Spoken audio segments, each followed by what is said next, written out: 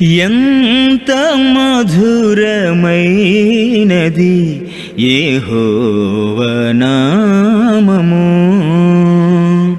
కూడి వచ్చిన మీ అందరికీ ప్రభు రక్షకుడైన యేసుక్రీస్తు వారి నామంలో వందనాలు తెలియజేస్తూ ఉన్నాము. ఆత్మీయ ఎదుగుదల గురించి మనం అధ్యయనం చేస్తూ ఉన్నాము. మానవునికి కేవలము శరీరం మాత్రమే కాదు, శరీరము మరియు ఆత్మ కూడా ఉన్నాయి. ముఖ్యంగా ఇతర జీవులు ప్రాణుల్ని లోకంలో గమనించినప్పుడు వాటికి కేవలము శరీరము ప్రాణము మాత్రమే ఉంటాయి, కానీ మానవునికి అంతకు మించి శరీరము ప్రాణము దానితో కూడా ఆత్మ ఉన్నట్లుగా మనం గమనించడం జరిగింది.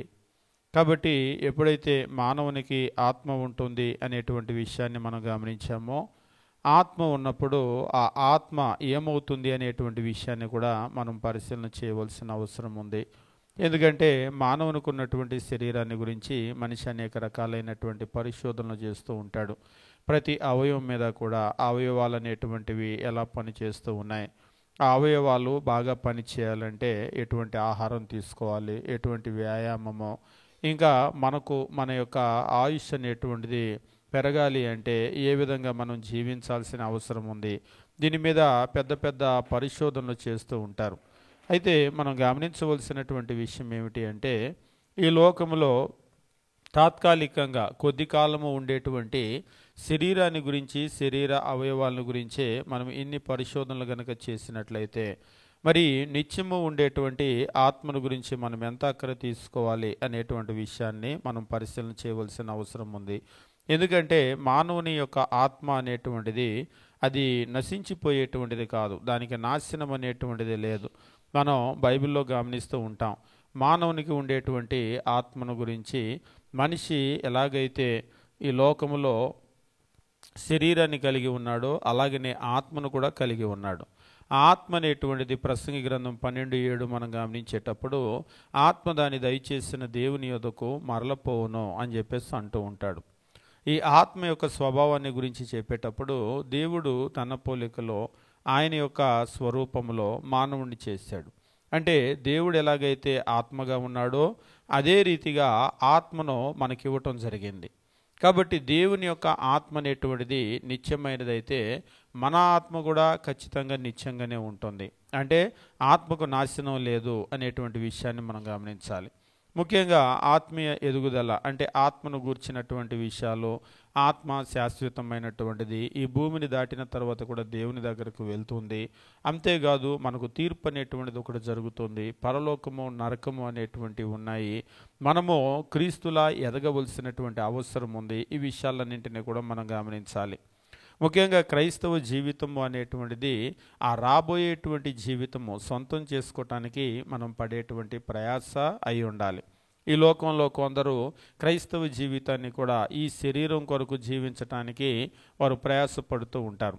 అంటే ఈ భూమి మీద ఉండేటువంటి అన్న వస్త్రాల కొరకు, ఈ భూమి మీద ఉండేటువంటి సంపాదన కొరకే దేవుణ్ణి కూడా వారు ఎదురు చూస్తూ ఉంటారు.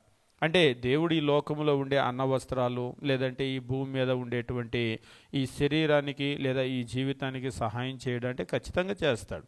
కానీ అంత మాత్రమే కాదు, ఇతర జంతువుల వలె మన జీవితం అంత మాత్రమే కాదు, అంతకు మించినటువంటిది. కాబట్టి ఆ మించినటువంటి విషయాలను ఆలోచన చేయగలిగిన జీవిగా దేవుడు మానవుడిని చేశాడు. వాటిని గురించి మనం ఆలోచన చేయాలి. ముఖ్యంగా మనము ఆత్మ ఎదిగేటువంటి విషయంలో ప్రేమ అనేటువంటిది చాలా ప్రాముఖ్యమైన విషయం అని మనం గమనించాం. బైబిల్లో మనం గమనించేటప్పుడు ప్రేమ అనేటువంటిది దేవుడు ఆజ్ఞాపించాడు మానవునికి. అన్నింటిలో కూడా గొప్ప ఆజ్ఞ ఏమిటి అని క్రీస్తు ప్రభువుని అడిగినప్పుడు, క్రీస్తు ప్రభు దేవుణ్ణి ప్రేమించటము అనేటువంటి విషయాన్ని తెలియజేస్తూ ఉంటాడు. నీ పూర్ణ హృదయంతో, నీ పూర్ణ మనసుతో, నీ పూర్ణ ఆత్మతో నువ్వు నీ దేవుణ్ణి ప్రేమించాలి. ఇది మొదటిది ప్రాముఖ్యమైనటువంటి ఆజ్ఞ. రెండవ ఆజ్ఞ నిన్ను వల్లే నీ పొరుగువాడిని ప్రేమించాలనే ఆజ్ఞ కూడా దాని వంటిదే అని అంటూ ఉంటాడు. అంటే ఆజ్ఞలన్నింటి యొక్క సారం ఏమిటి అంటే ప్రేమ. దేవుణ్ణి ప్రేమించటము, సాటి మనిషిని ప్రేమించటము. రెండింటిలో కూడా కామన్గా ఉన్నది ఏమిటంటే ప్రేమ. అంటే మానవుడు నేర్చుకోవాల్సింది ఏమిటి అంటే ప్రేమ. కాబట్టి ఎవరైతే ఆ ప్రేమను నేర్చుకుంటారో వారు దైవ స్వభావంలో ఎదుగుతారు. ఎందుకంటే దేవుడు ప్రేమ స్వరూపి, ప్రేమ లేనివాడు దేవుడిని ఎరగడు అని అంటూ ఉంటాడు. దేవుడు ప్రేమ స్వరూపి అయితే మనము కూడా ప్రేమను కలిగి ఉన్నప్పుడు దేవుని యొక్క స్వరూపంలోకి మనం ఎదుగుతాం. అయితే దేవుని యొక్క స్వరూపంలో మనం ఎదగాలి అంటే ప్రేమ తప్పనిసరి. ఈ ప్రేమను బట్టే మనల్ని క్రీస్తు ప్రభు యొక్క శిష్యులుగా గుర్తించడం జరుగుతుంది. బోధకుని దగ్గర ఉన్నటువంటి శిష్యులు, ఇప్పుడు గురువుగా ఆయన ప్రేమను నేర్పిస్తూ ఉన్నాడు. ప్రపంచంలో ప్రేమ అంటేనే క్రీస్తు ప్రభు యొక్క పేరు మొదట చెప్తూ ఉంటారు. కాబట్టి క్రీస్తు ప్రభు అంటేనే ప్రపంచానికి ప్రేమను నేర్పినటువంటి వ్యక్తి. ఇప్పుడు ఆ గురువు దగ్గర ఉన్నటువంటి శిష్యులుగా మనము ప్రేమను గనక నేర్చుకోకపోతే ఎంత మాత్రమూ ఆయనకు శిష్యులు కానేరం. శిష్యుడు అంటేనే గురువును వెంబడించేటువంటి వ్యక్తి, నేర్చుకునేటువంటి వ్యక్తి. కాబట్టి క్రైస్తవ్యంలో మనం ప్రేమను గనక నేర్చుకోకపోతే ఆయనకి శిష్యులం కాలేము. క్రీస్తు ప్రభు అంటూ ఉంటాడు, మీరు ఒకరినొకరు ప్రేమించడం చేత నా శిష్యులని ఈ లోకం అనేటువంటిది మిమ్మల్ని గుర్తిస్తుంది. కాబట్టి వీళ్ళు క్రైస్తవులు, క్రీస్తు ప్రభును అనుసరించేటువంటి వారు అని లోకం ఎప్పుడు తెలుసుకుంటుందంటే మీరు ఒకరినొకరు ప్రేమించాలి. అలా ఒకరినొకరు ప్రేమించడంలో కూడా క్రీస్తు ప్రభు చెప్పినటువంటి ఒక ముఖ్యమైనటువంటి విషయం ఏమిటి అంటే, నేను మిమ్మును ప్రేమించినట్లే అని చెప్పేసి అంటూ ఉంటాడు. క్రీస్తు ఎలాగైతే ప్రేమిస్తూ ఉన్నాడో అటువంటి ప్రేమ ఒకరి యొడల ఒకరు కలిగి ఉండాలి. అటువంటి ప్రేమ కలిగి ఉన్నప్పుడు మీరు నా శిష్యులు అని తెలుసుకుంటారు. అంతేకాదు ఆ ప్రేమ వల్ల అనేకమైనటువంటి ప్రయోజనాలు ఉన్నాయి. కొరింథీయులకు రాసిన మొదటి పత్రిక 13వ అధ్యాయం అంతా కూడా గమనించినప్పుడు ప్రేమ ఏమేం చేస్తుంది అనేటువంటి ఒక పెద్ద లిస్టుని ఇస్తూ ఉంటాడు. అవన్నీ కూడా ఆ ప్రేమ అనేటువంటిది జరిగించేటువంటి కార్యాలు. అంతేకాదు ఈ ప్రేమ ఒకవేళ ఒక మనిషి కలిగి లేడనుకోండి, దానివల్ల వచ్చేటువంటి నష్టాలు ఏమిటి, తీవ్రమైనటువంటి నష్టాలు ఏమిటి అనేటువంటి దాన్ని కూడా బైబిల్ చాలా బాగా హెచ్చరిక చేస్తూ ఉంటాడు. అంటే ప్రేమ లేనటువంటి క్రైస్తవ జీవితము అనేటువంటిది ఎట్లా ఉంటుంది అనేటువంటి విషయాన్ని తెలియజేస్తూ ఉంటాడు. ఈరోజు మనము ప్రేమ అనేటువంటి దాన్ని ఒకవేళ మనం సంపాదించలేకపోతే, మనం నేర్చుకోకపోతే నాకేమవుతుంది, నేను చక్కగా ఆరాధనకు వస్తున్నాను కదా, ప్రార్థనకి నేను హాజరవుతున్నాను కదా, అన్ని ప్రార్థనలకు వస్తున్నాను కదా, కాకపోతే ఎదుటి వాళ్ళను ప్రేమించలేకపోతున్నాను, ఏమవుతుంది? యోహాను రాసినటువంటి మొదటి పత్రికలో దీని గురించి చాలా ఎక్కువగా మాట్లాడుతూ ఉంటాడు. యోహాను రాసిన మొదటి పత్రిక 2వ అధ్యాయము మనం గమనించేటప్పుడు 10వ వచనము మరియు 11వ వచనము మనం చూసినట్లయితే, తన సహోదరుని ప్రేమించేవాడు వెలుగులో ఉన్నవాడు, తన సహోదరుని ప్రేమించేవాడు వెలుగులో ఉన్నవాడు, అతని యందు అభ్యంతర కారణమేది లేదు అని చెప్పేసి అంటూ ఉంటాడు. 11వ వచనము, తన సహోదరుని ద్వేషించువాడు, ప్రేమకు వ్యతిరేక పదం ద్వేషము. ప్రేమించేటువంటి వాడిని గురించి మాట్లాడుతూ ఉన్నాడు. తన సహోదరుని ప్రేమించేటువంటి వాడు వెలుగులో ఉన్నాడు. 11వ వచనంలో చెప్తున్నాడు, తన సహోదరుని ద్వేషించువాడు చీకటిలో ఉండి చీకటిలోనే నడుచుచున్నాడు. చీకటి అతని కన్నులకు గురిడితనము కలగజేసాను గనుక తానెక్కడికి పోవచ్చున్నాడో అతనికి తెలియదు. కాబట్టి ప్రేమ లేకపోతే నాకేం జరుగుతుంది అని చెప్పేసి అంటే, నీలో ప్రేమను గనక ఉన్నట్లయితే, అది కూడా ఎలాంటి ప్రేమ అంటే లోకం చూపించేటువంటి స్వార్థపూరితమైనటువంటి ప్రేమ కానే కాదు. లోకము ప్రేమిస్తూ ఉంటుంది, అయితే స్వార్థము అంటే వాళ్ళకి ఏదైనా లాభం ఉందనుకోండి వాళ్ళు ప్రేమిస్తారు. లేదు ఆ లాభం ఏమీ లేదనుకోండి, లేకపోతే ఏం చేస్తారంటే వాళ్ళు ప్రేమించడం మానేస్తూ ఉంటారు. ఈరోజు మీరు గమనించినట్లయితే ఎదుటి వాళ్ళ నుంచి మనం ఏదో ఆశించి అంటే కనీసం మనం ప్రేమించినప్పుడు వాళ్ళు తిరిగి ప్రేమిస్తారైనా ఆశిస్తాం. మనం ప్రేమిస్తే వాళ్ళు తిరిగి తిడుతున్నారు అనుకోండి, లేకపోతే తిరిగి హాని చేస్తున్నారు, కీడు చేస్తున్నారు, అప్పుడు కూడా ప్రేమిస్తామా? అప్పుడు ప్రేమించం. అంటే అట్లీస్ట్ మనం వాళ్ళ నుంచి ఏమి ఎదురు చూసామంటే, నేను ప్రేమించినప్పుడు వాళ్ళు ప్రేమించాలి కదా. లోకంలో ఒక సామెత చెప్తారు, మర్యాద ఇచ్చి పుచ్చుకో అని, give respect and take respect. అలాగనే ప్రేమ కూడా అలాగనే, మనం ప్రేమించినప్పుడు అటువైపు నుంచి ప్రేమ రావాలి. అటువైపు నుంచి ప్రేమ రాలేదనుకోండి, లోకంలో ఒక సామెత చెప్తారు, మా ఇంటి నుంచి మీ ఇల్లు ఎంత దూరమో మీ ఇంటి నుంచి మా ఇల్లు కూడా అంతే దూరం. కాబట్టి నువ్వు ప్రేమిస్తే నేను ప్రేమిస్తాను, ఒకవేళ నువ్వు ద్వేషిస్తే నేను కూడా ద్వేషిస్తాను. నిజంగా ప్రార్థనకు వచ్చేటువంటి వాళ్ళు కూడా ఒకవేళ ఎదుటి వాళ్ళు ద్వేషించారనుకోండి, మనం ఏం చేయాలి? తిరిగి ఎదుటి వాళ్ళు ఒక మాట అన్నారనుకోండి, నాకు లేదా నోరు అని అంటారు. అంటే దాని అర్థం ఏంటి? బీ కేర్ఫుల్, జాగ్రత్తగా ఉండు. నాకు నోరు ఉంది, కాకపోతే ఇప్పుడు దాకా మాట్లాడలేదు, ఇంకా అంతకంటే నువ్వు ముందుకెళ్ళావంటే నా నోటికి కూడా పని చెప్పాల్సి ఉంటుంది అనేటువంటి ద్వారంలో వెళ్తూ ఉంటారు. ఎదుటి వాళ్ళు ఒకవేళ ద్వేషాన్ని ప్రదర్శించారనుకోండి, అప్పుడు మనం కూడా అప్పుడు దాకైతే ద్వేషాన్ని ప్రదర్శించం, కానీ అప్పుడు లోపల మనిషి బయటకు వస్తాడు. మనం కూడా ఏం చేస్తామంటే మనం కూడా ద్వేషాన్ని ప్రదర్శిస్తూ ఉంటాం.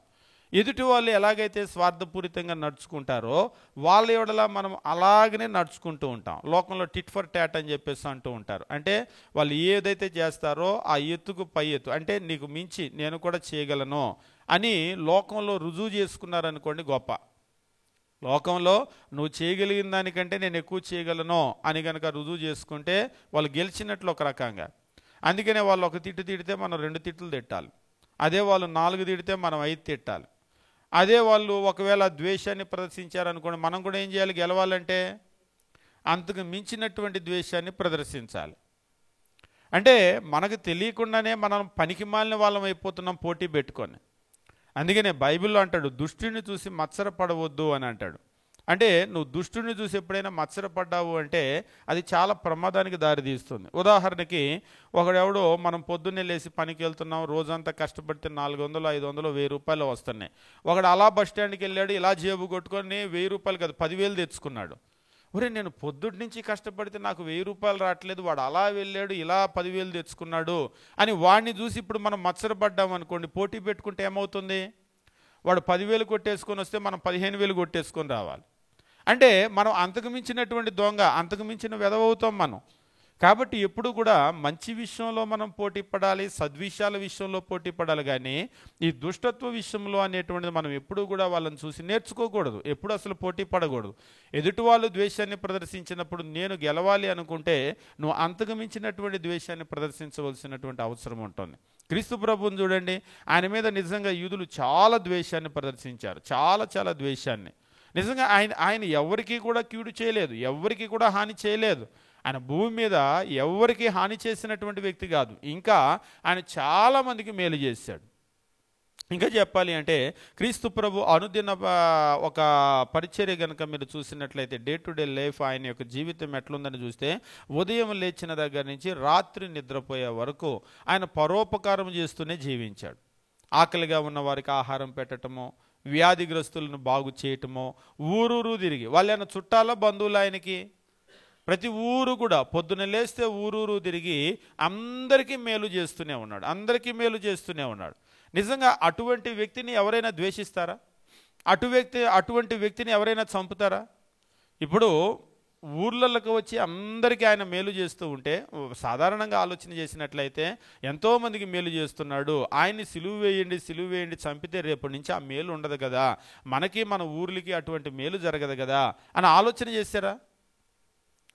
నిజంగా మనం గనక ఆ స్థానంలో ఉంటే, వీళ్ళకి అనవసరంగా నేను భోజనం పెట్టాను, రొట్టెలు పెట్టాను, చేపలు పెట్టాను, నాన్ వెజ్, అసలు వీళ్ళు వెజిటేరియన్ కూడా తగిన వాళ్ళు కాదు, నేను వీళ్ళకి నాన్ వెజ్ భోజనం పెట్టాను కడుపు నిండా, అసలు వీళ్ళు 1% కూడా మేలుకు తగిన వాళ్ళు కాదు, వీళ్ళకి కళ్ళు లేని వాళ్ళకి కళ్ళు ఇచ్చాను, కాళ్ళు లేని వాళ్ళకి కాళ్ళు ఇచ్చాను, నేను ఎంత మేలు చేశాను వీళ్ళకి, వీళ్ళు నాకు ఇలా చేస్తారా అని మనం అయితే ఖచ్చితంగా విసిగిపోయి ఉందాం. లేదు, నేను అలా విసిగిపోనండి, నేను క్రీస్తు ప్రభువుకు ఉన్నంత ఓర్పు నాకుందనే వాళ్ళు ఎవరైనా ఉన్నారా? ఈరోజు మనకి చాలా త్వరగా విసుగొచ్చేస్తూ ఉంటుంది. ఎదుటి వాళ్ళకి మేలైతే చేస్తూ ఉంటాం, మొదట మనం మేలు చేస్తూ ఉంటాం, కాకపోతే అటు నుంచి అటువంటి స్వభావం మనకి తిరిగి రాలేదనుకోండి, మనం ఏం చేస్తూ ఉంటామంటే వెంటనే మారిపోతూ ఉంటాం. అంటే మనం గమనించాం, కొంతమంది అస్సలు ప్రేమించరు, అసలు వాళ్ళు ఒక రోబో లాంటి వాళ్ళు, లేదంటే ఒక ఒక కుర్చీలాగా, బల్లలాగా, ఒక గోడలాగా, అసలు జీవం ఉందా లేదా, జీవ పదార్థమేనా అని క్వశ్చన్ వస్తూ ఉంటుంది మనకి. అటువంటి వాళ్ళు అనమాట. అంటే ఈ యాంత్రిక ప్రపంచంలో ఏమవుతుందంటే మనుషులు కూడా యంత్రాలుగా మారిపోతూ ఉన్నారు. యంత్రాల మధ్య బతికి పొద్దున లేస్తే అన్నీ మిషన్ కదా, పొద్దున లేస్తే ప్రతిదీ కూడా మిషన్ల మధ్య బ్రతుకుతూ ఉన్నాం. మీరు ఉదయం లేచిన దగ్గర నుంచి జీవితాన్ని కనుక చూసినట్లయితే అన్ని మిషన్లతోనే, పళ్ళు తోముకోవటానికి మిషన్లు ఉన్నాయి. అంటే మిషన్ అంటే టూత్ బ్రష్లో మోటార్ ఉంటుంది, కొంతమంది పళ్ళు ఇలాగ రుద్దాలంటే కూడా బ్రష్ బద్ధకం, దానిలో మోటార్ ఉంటుంది, అలా స్విచ్ చేయగానే గిర్రని తిరుగుతూ ఉంటుంది, అట్లా పెడుతూ ఉంటారు అంతే.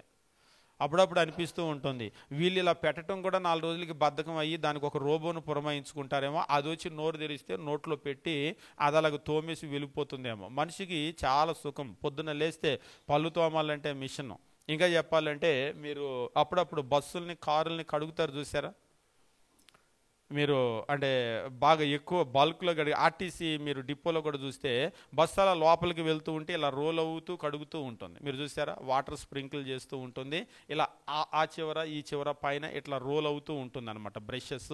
దానిలో ఇలా వెళ్ళిపోయింది అనుకోండి, ఇటు నుంచి వెళ్ళేటప్పుడు అటు నుంచి వచ్చేటప్పుడు నీట్గా వచ్చేస్తుంది. మనిషి ఎందుకో ఇంకా కనిపెట్టలేదు. మనం కూడా ఇలాంటి బ్రష్లు పెట్టి ఇలా మనం వెళ్ళిపోతే రోల్ అవుతూ వచ్చేసింది అనుకోండి. కొంతమంది స్నానం చేయాలంటే బద్ధకం, స్నానం చేయాలంటే రుద్దుకోవాలంటే బద్ధకం. పిల్లలు కూడా ఇలా వెళ్ళి అలా బయటకు వస్తారు.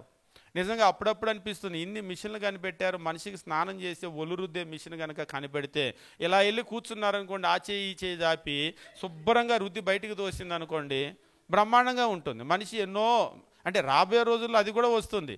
మనిషి బద్ధకంతో ఎన్నో మిషన్లు కనిపెట్టాడు కదా, ఈ స్నానం చేయించే మిషన్లు కూడా కనిపెట్టారనుకోండి, బ్రహ్మాండంగా ఉంటుంది. నిజంగా మీరు గమనించినప్పుడు ఇప్పుడంటే మనకి అది లేదు, కానీ ఒకప్పుడు రాజులను కనుక చూసినట్లయితే వాళ్ళకి స్నానం చేయించేటువంటి వాళ్ళు కూడా ఉండేవాళ్ళు. రాజులైతేనేమి రాణులైతేనేమి స్నానం చేయించటము, ఆభరణాలు. అంటే ఇంకా మీరు గమనించినప్పుడు అది కాదు, మీకు నేను ప్రకటన గ్రంథం చదివేటప్పుడు చెప్పినట్లున్నాను. మీకు ఫ్రాన్స్లో కూడా అంటే మనకు కొంతమంది డ్యూక్స్ ఉండేవాళ్ళు, అంటే రాజకుటుంబానికి చెందినటువంటి వాళ్ళు. వాళ్ళకి మల విసర్జనకి వెళ్ళినప్పుడు, రెండుకి వెళ్ళినప్పుడు వాళ్ళని శుభ్రం చేసేవాళ్ళు. ఆ శుభ్రం చేసిన వాళ్ళకి ఎకరాలు భూములు ఆస్తులు ఇచ్చారు. అంటే అది చదివేటప్పుడు కనీసం కూర్చున్నది కడుక్కునేదానికి కూడా వాళ్ళకి ఓపిక లేదు. ఎంత రాజకుమారులు అయితే మాత్రం ఇంకొకరు వచ్చి కడిగితే అసలు వాళ్ళు కడిగటానికి వాళ్ళు వచ్చారు, వీళ్ళు కడిగించుకోవటానికి ఎట్లా ఉన్నారో అని చెప్పేసి అనిపిస్తూ ఉంటుంది. కానీ మనుషులు సుఖాన్ని ఎరిగిన తర్వాత ఇక ఒళ్ళు రుద్దుకునేదానికి కూడా వాళ్ళకి మనసు ఉండదు. ఎవరన్నా వచ్చి రుద్దితే బాగుండు. మీరు రాజులను చూస్తారు, ఇల్లు అలా నించున్నారనుకోండి, స్నానం చేయించేస్తారు, స్నానం చేయించి వాళ్ళే బట్టలు వేస్తారు, వాళ్ళే ఆభరణాలు పెడతారు, వాళ్ళే రెడీ చేస్తారు, రెడీ చేసి వాళ్ళని పంపిస్తూ ఉంటారు. నిజంగా మనం గమనించేటప్పుడు ఉదయం లేచిన దగ్గర నుంచి రాత్రి నిద్రపోయే వరకు అన్నీ కూడా ప్రతిదీ కూడా యంత్రం మధ్య బ్రతుకుతూ ఉన్నాం. ఈరోజు షూస్ తీసుకెళ్ళి అట్లా మిషన్లో పెడతాడు, కాలుకి వేసుకొని అదే నీట్గా పాలిష్ చేస్తూ ఉంటుంది. మీరు చూస్తూ ఉంటారు కదా, ఈ యంత్రాల మధ్య బ్రతికి మనిషి కూడా ఒక యంత్రంగా మారిపోతూ ఉన్నాడు. ఫీలింగ్స్ అన్నీ కూడా చచ్చిపోతూ ఉన్నాయి. మనిషిలో ఫీలింగ్స్, ఎమోషన్స్ ఇవాళ ఉండటం లేదు. పొద్దున లేస్తే ఆఫీస్కి వెళ్ళి ఒక ఉద్యోగం చేసేటప్పుడు మరబొమ్మలాగా ఆ పని చేసి చాలామందికి ఉన్నటువంటి ప్రధానమైన సమస్య ఏమిటి అంటే, ఒక విషయం చెప్పి నేను ముందుకు వెళ్తాను. ఎక్కువ మంది వాళ్ళు సెలెక్ట్ చేసుకునేటువంటి ఉద్యోగంలో ఒక పెద్ద పొరపాటు చేస్తూ ఉంటారు. ఏ పనైనా ఏ ఉద్యోగమైనా మనకు నచ్చితే చేయాలి, నచ్చింది చేసేటప్పుడు అందులో మనం సంతోషిస్తాం. మనకి నచ్చనటువంటి ఉద్యోగము, నచ్చనటువంటి పని, కేవలం జీతం నచ్చిందని వెళ్ళారనుకోండి, అక్కడ మీకు పని నచ్చలేదు, జీతమే నచ్చుతుంది, 1వ తారీఖే మీకు నచ్చుతుంది, కానీ మిగిలిన రోజులన్నీ మీకు నచ్చవు, అక్కడ ఉన్న పని నచ్చదు. అప్పుడు మీరు ఆ పని విసుక్కుంటూ చేస్తారు. చేసేటప్పుడు ఏంటంటే మీలో ఎమోషన్స్ ఏమీ ఉండవు. అదే మనం సంతోషంతో ఆ పని చేసామంటే, కొంతమందికి టీచింగ్ అంటే చాలా ఇష్టం, వాళ్ళకు పిల్లలకు నేర్పించడం అంటే చాలా ఇష్టం, కావాలని టీచింగ్ ఫీల్డ్లోకి వస్తారు. కొంతమందికి టీచర్ ఉద్యోగానికి సెలవులు ఎక్కువని ఇష్టపడి వస్తారు, జీతాలు ఎక్కువని ఇష్టపడి వస్తారు. అంటే ఇప్పుడు టీచింగ్ ఎదుటి పిల్లలకు నేర్పటం అంటే బాగా ఇష్టం ఉన్న వాళ్ళు ఉంటారు కదా, వాళ్ళు నిజంగా దాన్ని ఇష్టపడి వచ్చారు కాబట్టి ఆ ఉద్యోగాన్ని చాలా ఎంజాయ్ చేస్తారు. ఎదుటి పిల్లలకి చెప్పేటప్పుడు విసుక్కోరు. ఆ పిల్లలకు పాఠాలు చెప్పడంతో పాటు పిల్లల జీవితాలను వాళ్ళు దిద్దుతూ ఉంటారు. అదే జీతం నచ్చి సెలవులు నచ్చి వచ్చినటువంటి వాళ్ళు పాఠం చెప్పాలంటే విసుగొస్తుంది వాళ్ళకి, ఎందుకంటే టీచింగ్ అనేటువంటి వాళ్ళకి ఇష్టం లేదు కదా. నేను అప్పుడప్పుడు కొంతమంది అడుగుతూ ఉంటాను, ఏం చేస్తారు, ఏం ఉద్యోగమో, మనం సహజంగా అడుగుతాం కదా. అడిగేటప్పుడు మీకు ఇష్టపడే ఇందులోకి ఈ జాబులోకి వచ్చారని అడుగుతూ ఉంటాను. ఎందుకంటే ఇష్టపడి వెళ్ళినటువంటి ఉద్యోగం అనుకోండి, అందులో మనం ఉదయం నుంచి సాయంత్రం వరకు సంతోషిస్తూ ఉంటాం. ఇప్పుడు అప్పుడప్పుడు కొంతమంది అడుగుతూ ఉంటారు, పొద్దున లేస్తే ఆ ఊరు ఈ ఊరు, ఎప్పుడో రాత్రి వస్తారు, 11ంటికి 12ంటికి 1 గంటకి అర్ధరాత్రి వస్తారు, మీకేమీ కష్టమని అనిపించదా అని. ఇది మేము ఇష్టపడి చేస్తున్నటువంటి ఉద్యోగం, ఇది మేము ఎంత కష్టపడితే మాకు అంత సంతోషంగా ఉంటుంది. మాకు ఒకవేళ భోజనం పెట్టకపోయినా, ఒకవేళ టిఫిన్ లేకపోయినా, ఒకవేళ మాకు నిద్ర లేకపోయినా ఇది మాకు సంతోషంగా ఉంటుంది. తెల్లారి ఎందుకు వచ్చిన బాధ అని మానేయాలని అనిపించదు. మళ్ళీ పొద్దున్నే లేసి మళ్ళీ పరిగెడుతూ ఉంటాం, ఎందుకంటే ఇది మాకు ఇష్టమైనటువంటి పని. ఇదే కాదు, ఏ పనైనా సరే మనకి ఇష్టం అనుకోండి, దానిలో మనకి ఏ లాభం లేకపోయినా ముందు సంతోషం ఉంటుంది. మనిషికి కావాల్సింది అది. డబ్బు అనేటువంటిది వస్తూ ఉంటుంది, బ్రతకటానికి డబ్బు కావాలి, కానీ ముందు మనిషికి సంతోషం కావాలి. ఆ పని చేసేటప్పుడు మన ఎమోషన్స్ అనేటువంటివి కనెక్ట్ అవ్వాలి. అవి కనుక కనెక్ట్ అవ్వలేదనుకోండి, ఈరోజు ప్రపంచంలో మీరు చాలా ప్రతి రంగంలో కూడా పని చేసే వాళ్ళు ఉన్నారు, కానీ అందరూ ఇష్టపడి ఆ పనులు చేయటం లేదు. ఏమైపోయిందంటే ఒక మరబొమ్మలాగా డబ్బు కొరకు ఈ చదివించే పిల్లల్ని కూడా తల్లిదండ్రులు ఈ చదువుకో మంచి ఉద్యోగం వచ్చిద్దని అంటారు. మంచి ఉద్యోగం అంటే ఏంటి వాళ్ళ అర్థం? డబ్బులు ఎక్కువ వస్తాయి అని చెప్పేసి వాళ్ళ అర్థం. అంటే ఇందులో జీతం ఎక్కువ వస్తుంది, డబ్బులు ఎక్కువ వస్తుంది అనేటువంటిది వాళ్ళ అర్థం అన్నమాట. కానీ మంచి అనేటువంటి మాటకు అది కాదు అర్థము. పిల్లలకు కూడా చెప్పాలి, నీకు ఏది ఇష్టమో, ఏది చదువుకోవటం ఇష్టమో, లేకపోతే నువ్వు పెద్ద అయిన తర్వాత ఏ ఉద్యోగం చేయటం ఇష్టమో వాళ్ళని అడగాలి. అభిప్రాయాలు ఉంటాయి కదా. లేకపోతే అది వాళ్ళు ఏదైనా రాంగ్గా సెలెక్ట్ చేసుకున్నారనుకోండి, మీరు వాళ్ళని గైడ్ చేయండి. అది కాదు, ఇదైతే బాగుంటుంది అని మీరు వాళ్ళకి చెప్పండి. చెప్పారనుకోండి, చెప్తే ఆ పని చేసేటప్పుడు ఇష్టపడి చేస్తే చాలా సంతోషంగా వాళ్ళకు ఉంటుంది, జీవితం అంతా సంతోషంగా ఉంటుంది. మనం ఆహారం తినేటప్పుడు కూడా ఒక విషయము మనము బాగా గుర్తుపెట్టుకోవాల్సింది ఏంటంటే, ఎప్పుడు కూడా మీకు ఆహారం తినేటప్పుడు పెద్దవాళ్ళు చెప్తూ ఉంటారు, టీవీల ముందు కూర్చొని ఎటో కూర్చొని ఇట్లా తింటూ ఉండకూడదు. ఎప్పుడు కూడా ఆహారం తినేటప్పుడు ఆహారం వైపు చూస్తూ తినాలి. పెద్దవాళ్ళు చెప్పుంటారు, ఆహారం వైపు చూస్తూ తినాలి. ఏ చూడకుండా తినకూడదా అని, ఏ తింటే అరగదా అని అంటూ ఉంటారు. అరగదు. చూడటానికి అరగటానికి చాలా సంబంధం ఉంది. ఎప్పుడైనా మనం ఇలా కొన్నిటిని కళ్ళతో చూస్తే నోరు ఊరుతుంది, మీ అందరికీ తెలిసిన విషయమే. ఇష్టమైన వంటకం చూసామనుకోండి, వాసనకి నోరు ఊరుతుంది, ఒకవేళ కళ్ళతో చూడగానే నోరు ఊరుతుంది. ఆహారాన్ని ఇలా చూసినప్పుడు ఆ నోరు ఊరుతుంది కదా, అంటే ఊరటం అంటే లోపల లాలాజలం అనేటువంటిది వస్తుంది. ఆ లాలాజలము స్రవించినప్పుడు ఏంటంటే నోట్లోనే సగం అరిగిపోతుంది. అదే చూడకుండా ఇలా తినేసామనుకోండి, ఒక రోబోలాగా మరబొమ్మను కూడా కూర్చోబెట్టి స్విచ్ చేస్తే తినేటువంటి మరబొమ్మను తయారు చేశారనుకోండి, మీరు పెట్టిన స్నాక్స్ అల్లా మొత్తం తీసి లోపల వేస్తూ ఉంటుంది. అలా మరబొమ్మలాగా కాదు, మరబొమ్మకి మనకి ఏమిటంటే వ్యత్యాసం, దాన్ని ఇట్లా చూసినప్పుడు అది కూడా కొన్నిటిని చేత్తో పట్టుకున్నప్పుడు అది మనకు కొన్ని ఎమోషన్స్ ఉంటాయి. మీరు మొట్టమొదటిసారి ఏదైనా ఒక ఫోన్ కొనుక్కున్నారనుకోండి, దాన్ని ఇట్లా చేత్తో పట్టుకున్నప్పుడు ఎట్లా అనిపిస్తుంది? ఏమనిపించదా? అనిపిస్తుందా? ఏదో ఫీలింగ్ ఉంటుందా? ఒక ఎమోషన్ ఉంటుంది కదా. ఏదైనా ఒక వస్తువుని మీరు మొట్టమొదటిసారి అట్లా పట్టుకున్నప్పుడు ఒక ఎమోషన్ ఉంటుంది. ఆహారాన్ని కూడా మనం పట్టుకునేటప్పుడు, అంటే మన స్పర్శకు ఎమోషన్ ఉంది, మన చూపుకు ఎమోషన్ ఉంది. కానీ ఈరోజు మనిషి టీవీ ముందు కూర్చొని ఇలా తింటూ ఉంటాడు. ఇలా తింటూ ఉన్నప్పుడు ఏం పెట్టారో తెలియదు, ఎంత తింటున్నారో తెలియదు, ఎంత లోపలికి వెళ్తున్నారో తెలియదు. ఆ లోపలికి వెళ్ళింది అరిగేటువంటి పరిస్థితి కూడా ఉండదు. మనకు పెద్దవాళ్ళు కూడా చెప్తూ ఉంటారు, తినేటప్పుడు మనము చాలాసార్లు నవిలి మింగాలి అని, 32 సార్లు నవిలి మింగాలని చెప్పేసి అంటారు. అంటే 32 అంటే అంత టైం లేదు లేని గుట్టుకుని మింగే వాళ్ళు ఉంటారు. తినటానికి చాలా టైం తీసుకోవాలని అంటారు. ఎందుకంటే మనము ఆ నాలుక అనేటువంటిది మనము నవిలేటప్పుడు ఆ ఫుడ్ని అటు ఇటు త్రిప్పుతూ ఉంటుంది నాలుక అనేటువంటిది. అలా ఎన్నిసార్లు నమిలితే లోపలే సగం పైన అరిగిపోతుంది. నిజంగా లెక్క పెట్టుకొని ఒకసారి 32 సార్లు నవలండి ఒక ముద్ద, లోపలే అది గుజ్జు అయిపోతుంది. అది కడుపు లోపలికి వెళ్ళింది అనుకోండి, ఇక కడుపు లోపల ఇంకా జీర్ణ ప్రక్రియ అనేటువంటిది ఆలస్యం అవ్వదు. అట్లా వెళ్ళగానే దాని లోపల ఉన్నటువంటి అదంతా కూడా గ్రాస్ప్ చేసేస్తాయి, చేసేసి బాడీకి ఇచ్చేస్తాయి. కానీ ఈరోజు ఉన్నటువంటి ఆధునిక ప్రపంచంలో ఇవేమి మనకు అంత టైం లేదండి, కొంచెం పెట్టండి త్వరగా తిని వెళ్ళిపోతామంట. అంతా కూడా పేరే ఫాస్ట్ ఫుడ్, ఫాస్ట్గా అయిపోవాలి. వాళ్ళు చేయటము ఫాస్ట్గా అయిపోవాలి, అంతేకాదు తినటము ఫాస్ట్గా అయిపోవాలి. ఆ ఫాస్ట్ ఫుడ్లో ఇంత పెద్ద మంట పెడతాడు, మీరు బర్నర్లు చూస్తూ ఉంటారు కదా, ఇంత పెద్ద మంట. ఆ మంటకి మొత్తం మీరు ఆహారం ఏదైతే ఉంటుందో అందులో ఉన్న జీవమంతా చచ్చిపోతుంది. ముఖ్యంగా ఫ్రైలు చేస్తూ ఉంటారు కదా, ఆహారంలో ఉండే జీవమంతా చచ్చిపోతుంది. ఆ చచ్చిపోయినటువంటి నిర్జీవ పదార్థాన్ని తీసుకొని, అంటే మీరు ఏ ఆహారమైనా చూసినప్పుడు అందులో జీవం ఉంటుంది, దాన్ని తీసుకొని నవలటానికి కూడా మనకి ఓపిక ఉండేటువంటి పరిస్థితులు కాదు.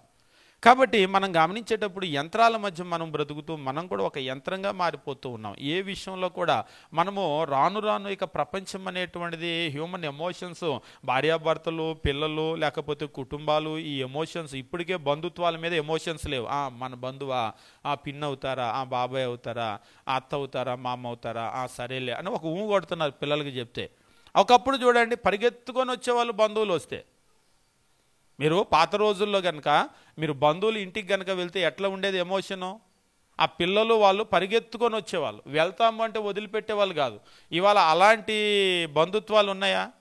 పిల్లలు వెళ్తే పిన్ అవుతారు, లేదా బాబాయ్ అవుతారు, అత్త అవుతారు, మా అమ్మ అవుతారంటే నమస్తే అండి అని చెప్పేసి అంటున్నారు అంతే. బయట వాళ్ళు ఎట్లా అయితే వస్తారో అట్లాగనే ఏంటి నమస్తే చెప్పావా, పెద్దవాళ్ళు వచ్చారని వాళ్ళు అంటే పోనీ నమస్తే, లేకపోతే పెద్దవాళ్ళు వచ్చారు నమస్తే చెప్పు అంటే నమస్తే, పలకరించు అంటే బాగున్నారా, వీళ్ళు పలకరించు అంటే అంతే, అయిపోయింది. ఇది అప్పుడప్పుడు అనిపిస్తుంది, ఒక మరబొమ్మ కూడా స్విచ్ చేసి పలకరించు అంటే బాగున్నారా అని అంటుంది. మీరు అప్పుడప్పుడు చూడండి, మీరు ఫోన్లు కంప్యూటర్లో ఓపెన్ చేస్తే మీకు అందులో కూడా ఒక ఈ పలకరించడానికి వస్తూ ఉంటారు, అంటే లేడీస్ లాగా వస్తూ ఉంటారు, ఫీమేల్ వాయిస్ వస్తూ ఉంటుంది. వాళ్ళు ఇంకా చక్కగా పలకరిస్తారు, అసలు మన పిల్లల కంటే చక్కగా పలకరిస్తారు. ఎందుకంటే అది రోబో కదా, చాట్ బోట్లు ఉంటాయి. ఆ చాట్ బోట్లు అవి చెప్పిన మాట వింటాయి. మన పిల్లలంటే వినరు, కానీ అవి చెప్పిన మాట వింటూ ఉంటాయి. చక్కగా గౌరవంగా పలకరించండి, గౌరవంగా పలకరిస్తుంది దానికి ఏది ఇన్పుట్ ఇస్తే. ఈ ఆధునిక ప్రపంచంలో ఏమిటంటే మనిషి ఎమోషన్స్ పూర్తిగా కోల్పోతున్నటువంటి పరిస్థితి. ఈ ఎమోషన్స్ లేనటువంటి మనిషి ఏమవుతుందంటే ఈ మరబొమ్మల మధ్యలో జీవించి మనిషి కూడా ఒక మరబొమ్మగా మారిపోతూ ఉన్నాడు. ఈరోజు మనం కూడా ఏం చేస్తూ ఉన్నామంటే ఈ ప్రేమ అనేటువంటిది, ఆప్యాయతలు అనేటువంటి పూర్తిగా మర్చిపోతున్నటువంటి దినాలు. కానీ మనిషికి ప్రేమ అనేటువంటిది దేవుడు ఆజ్ఞాపించాడు. తన్ను ప్రేమించటం మాత్రమే కాదు, మనము మనిషి ప్రేమించేటువంటి వాడిగా ఉండాలి. ఇంకా రాను రాను ప్రపంచం ఇలా ముందుకు వెళ్ళిపోతూ ఉంటే మనుషుల్లో ఉండేటువంటి ప్రేమలు, అనురాగాలు, ఆప్యాయతలు, ఎమోషన్స్ అన్నీ కూడా ఇవి గ్రాఫ్ పడిపోయి చివరికి జీరో కూడా వెళ్ళిపోతాయేమో. కానీ దేవుడు మాత్రం దాన్ని ఒప్పుకోవటం లేదు. మనిషి అంటే మనిషిగానే ఉండాలి, మనిషి యంత్రంలాగా కాదు. మనిషి ఎన్ని యంత్రాలను సృజించినప్పుడు కూడా మనిషి అంటే మనిషిలా ఉండాలి. మనిషికి దేవుడు ఇచ్చినటువంటి ఎమోషన్స్ అనేటువంటివి ప్రపంచంలో ఏ ఇతర జీవికి ఇవ్వలేదు. మనకంటే బలమైన జీవులు ఉన్నాయి, మనకంటే పెద్ద పెద్ద జీవులు ఉన్నాయి, కానీ వాటి వేటికి కూడా దేవుడు వాటిని ఇవ్వలేదు, మనిషికి మాత్రమే ఇచ్చాడు.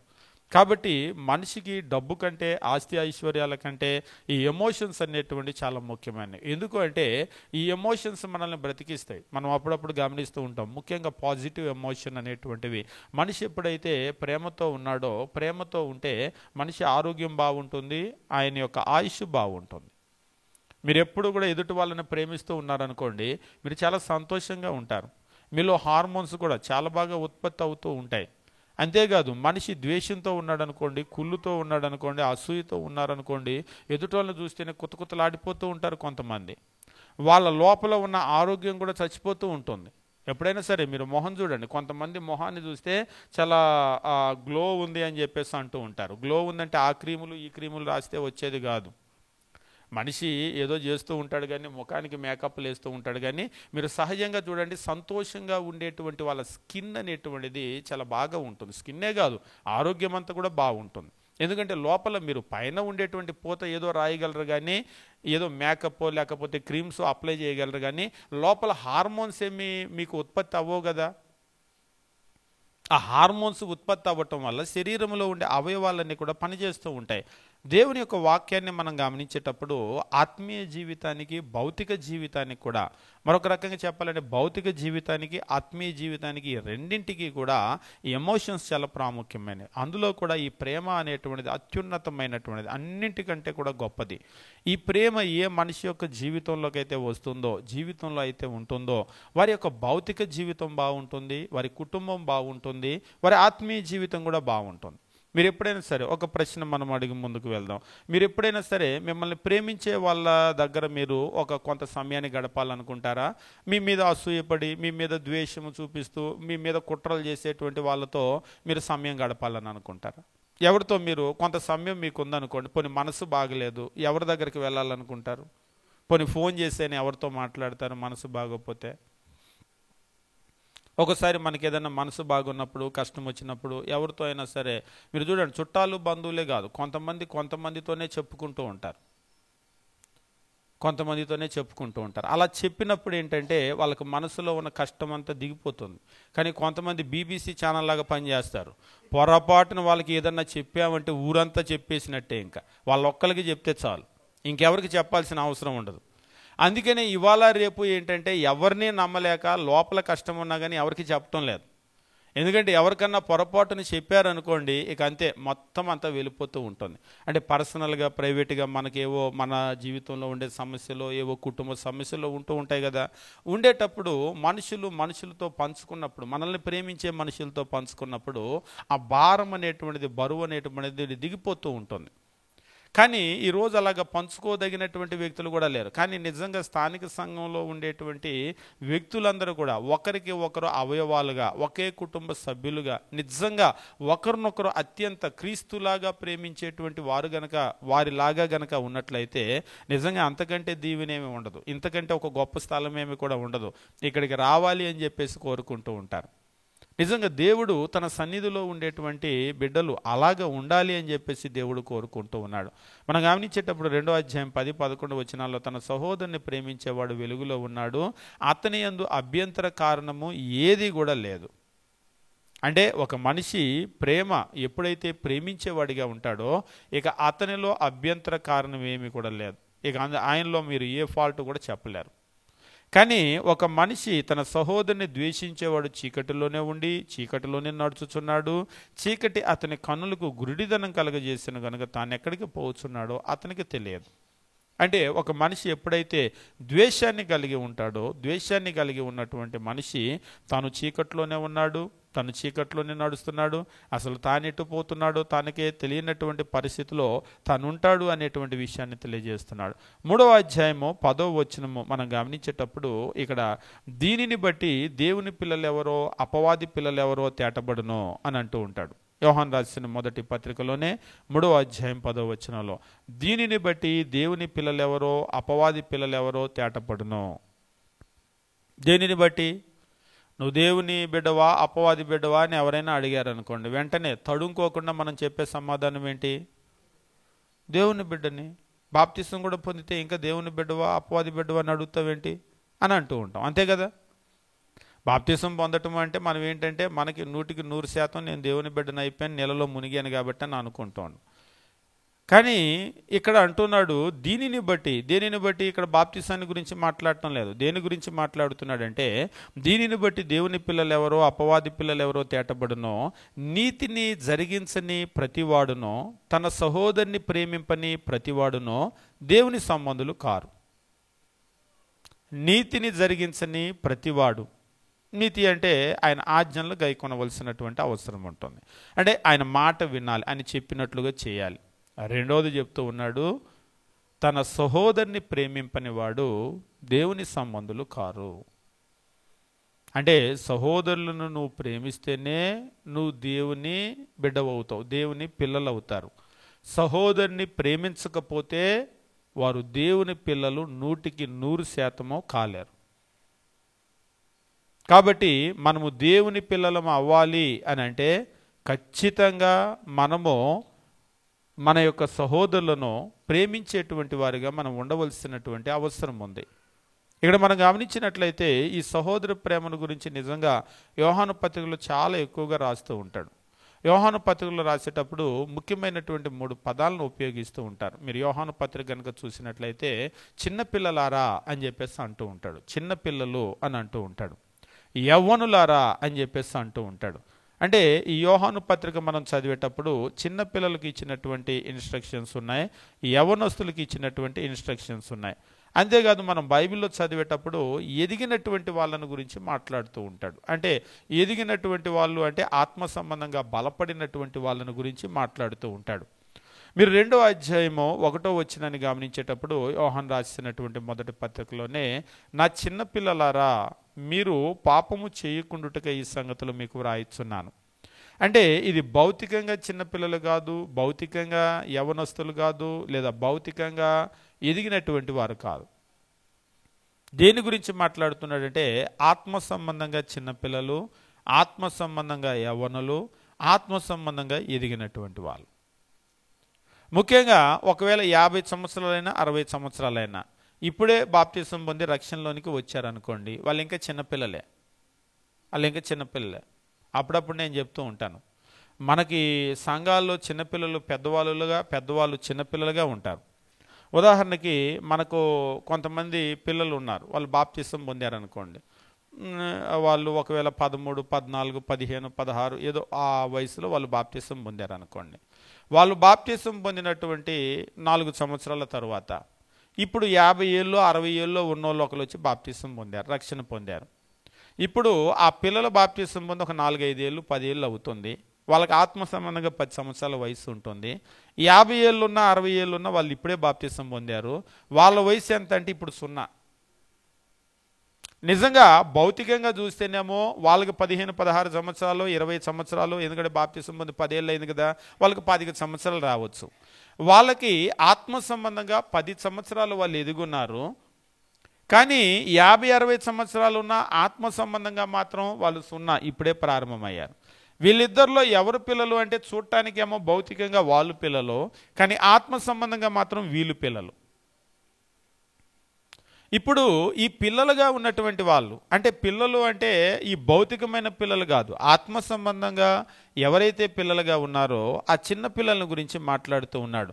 నా చిన్న పిల్లలారా, మీరు పాపము చేయకుండాటకై ఈ సంగతులు మీకు వ్రాయిచున్నానో అని చెప్పేసి అంటూ ఉంటాడు. అంటే చిన్నపిల్లలు ముఖ్యంగా వాళ్ళు మేలు కీడులు వివేచించేటువంటి వయసు ఇంకా వాళ్ళకి రాలేదు. ఆత్మ సంబంధంగా కూడా మనం నేర్చుకున్న దాన్ని బట్టి, ఎదిగినటువంటి దాన్ని బట్టి మనకు పరిపక్వత అనేటువంటిది వస్తుంది. ఒకవేళ మనము అలా ఎదగలేదనుకోండి, 50 ఏళ్ళకు 60 ఏళ్ళకు అప్పుడే బాప్తిసం పొంది ఇంకా విషయాలన్నీ కూడా నేర్చుకోలేదు కాబట్టి మనం ఇంకా చిన్నపిల్లలమే. ఎవరిని మోసం చేయటం తేలిక అంటే చిన్నపిల్లల్ని మోసం చేయటం తేలిక. ఎందుకంటే వాళ్ళు చిన్నపిల్లలు కాబట్టి. ఇప్పుడు ఉదాహరణకి మీ నాన్న పిలుస్తున్నాడురా, మీ నాన్న నన్ను పంపించాడురా అంటే వెంటనే మా నాన్న నీకు తెలుసా అని చిన్నపిల్లాడు అంటే ఇవాళ రేపు చిన్న పిల్లలు, వాళ్ళు పిల్లలు కాదు పిడుగుల్లాగా ఉన్నారు. నిజంగా పెద్దవాళ్ళ కంటే ఎక్కువ ప్రశ్నలు వేస్తూ ఉన్నారు వాళ్ళు.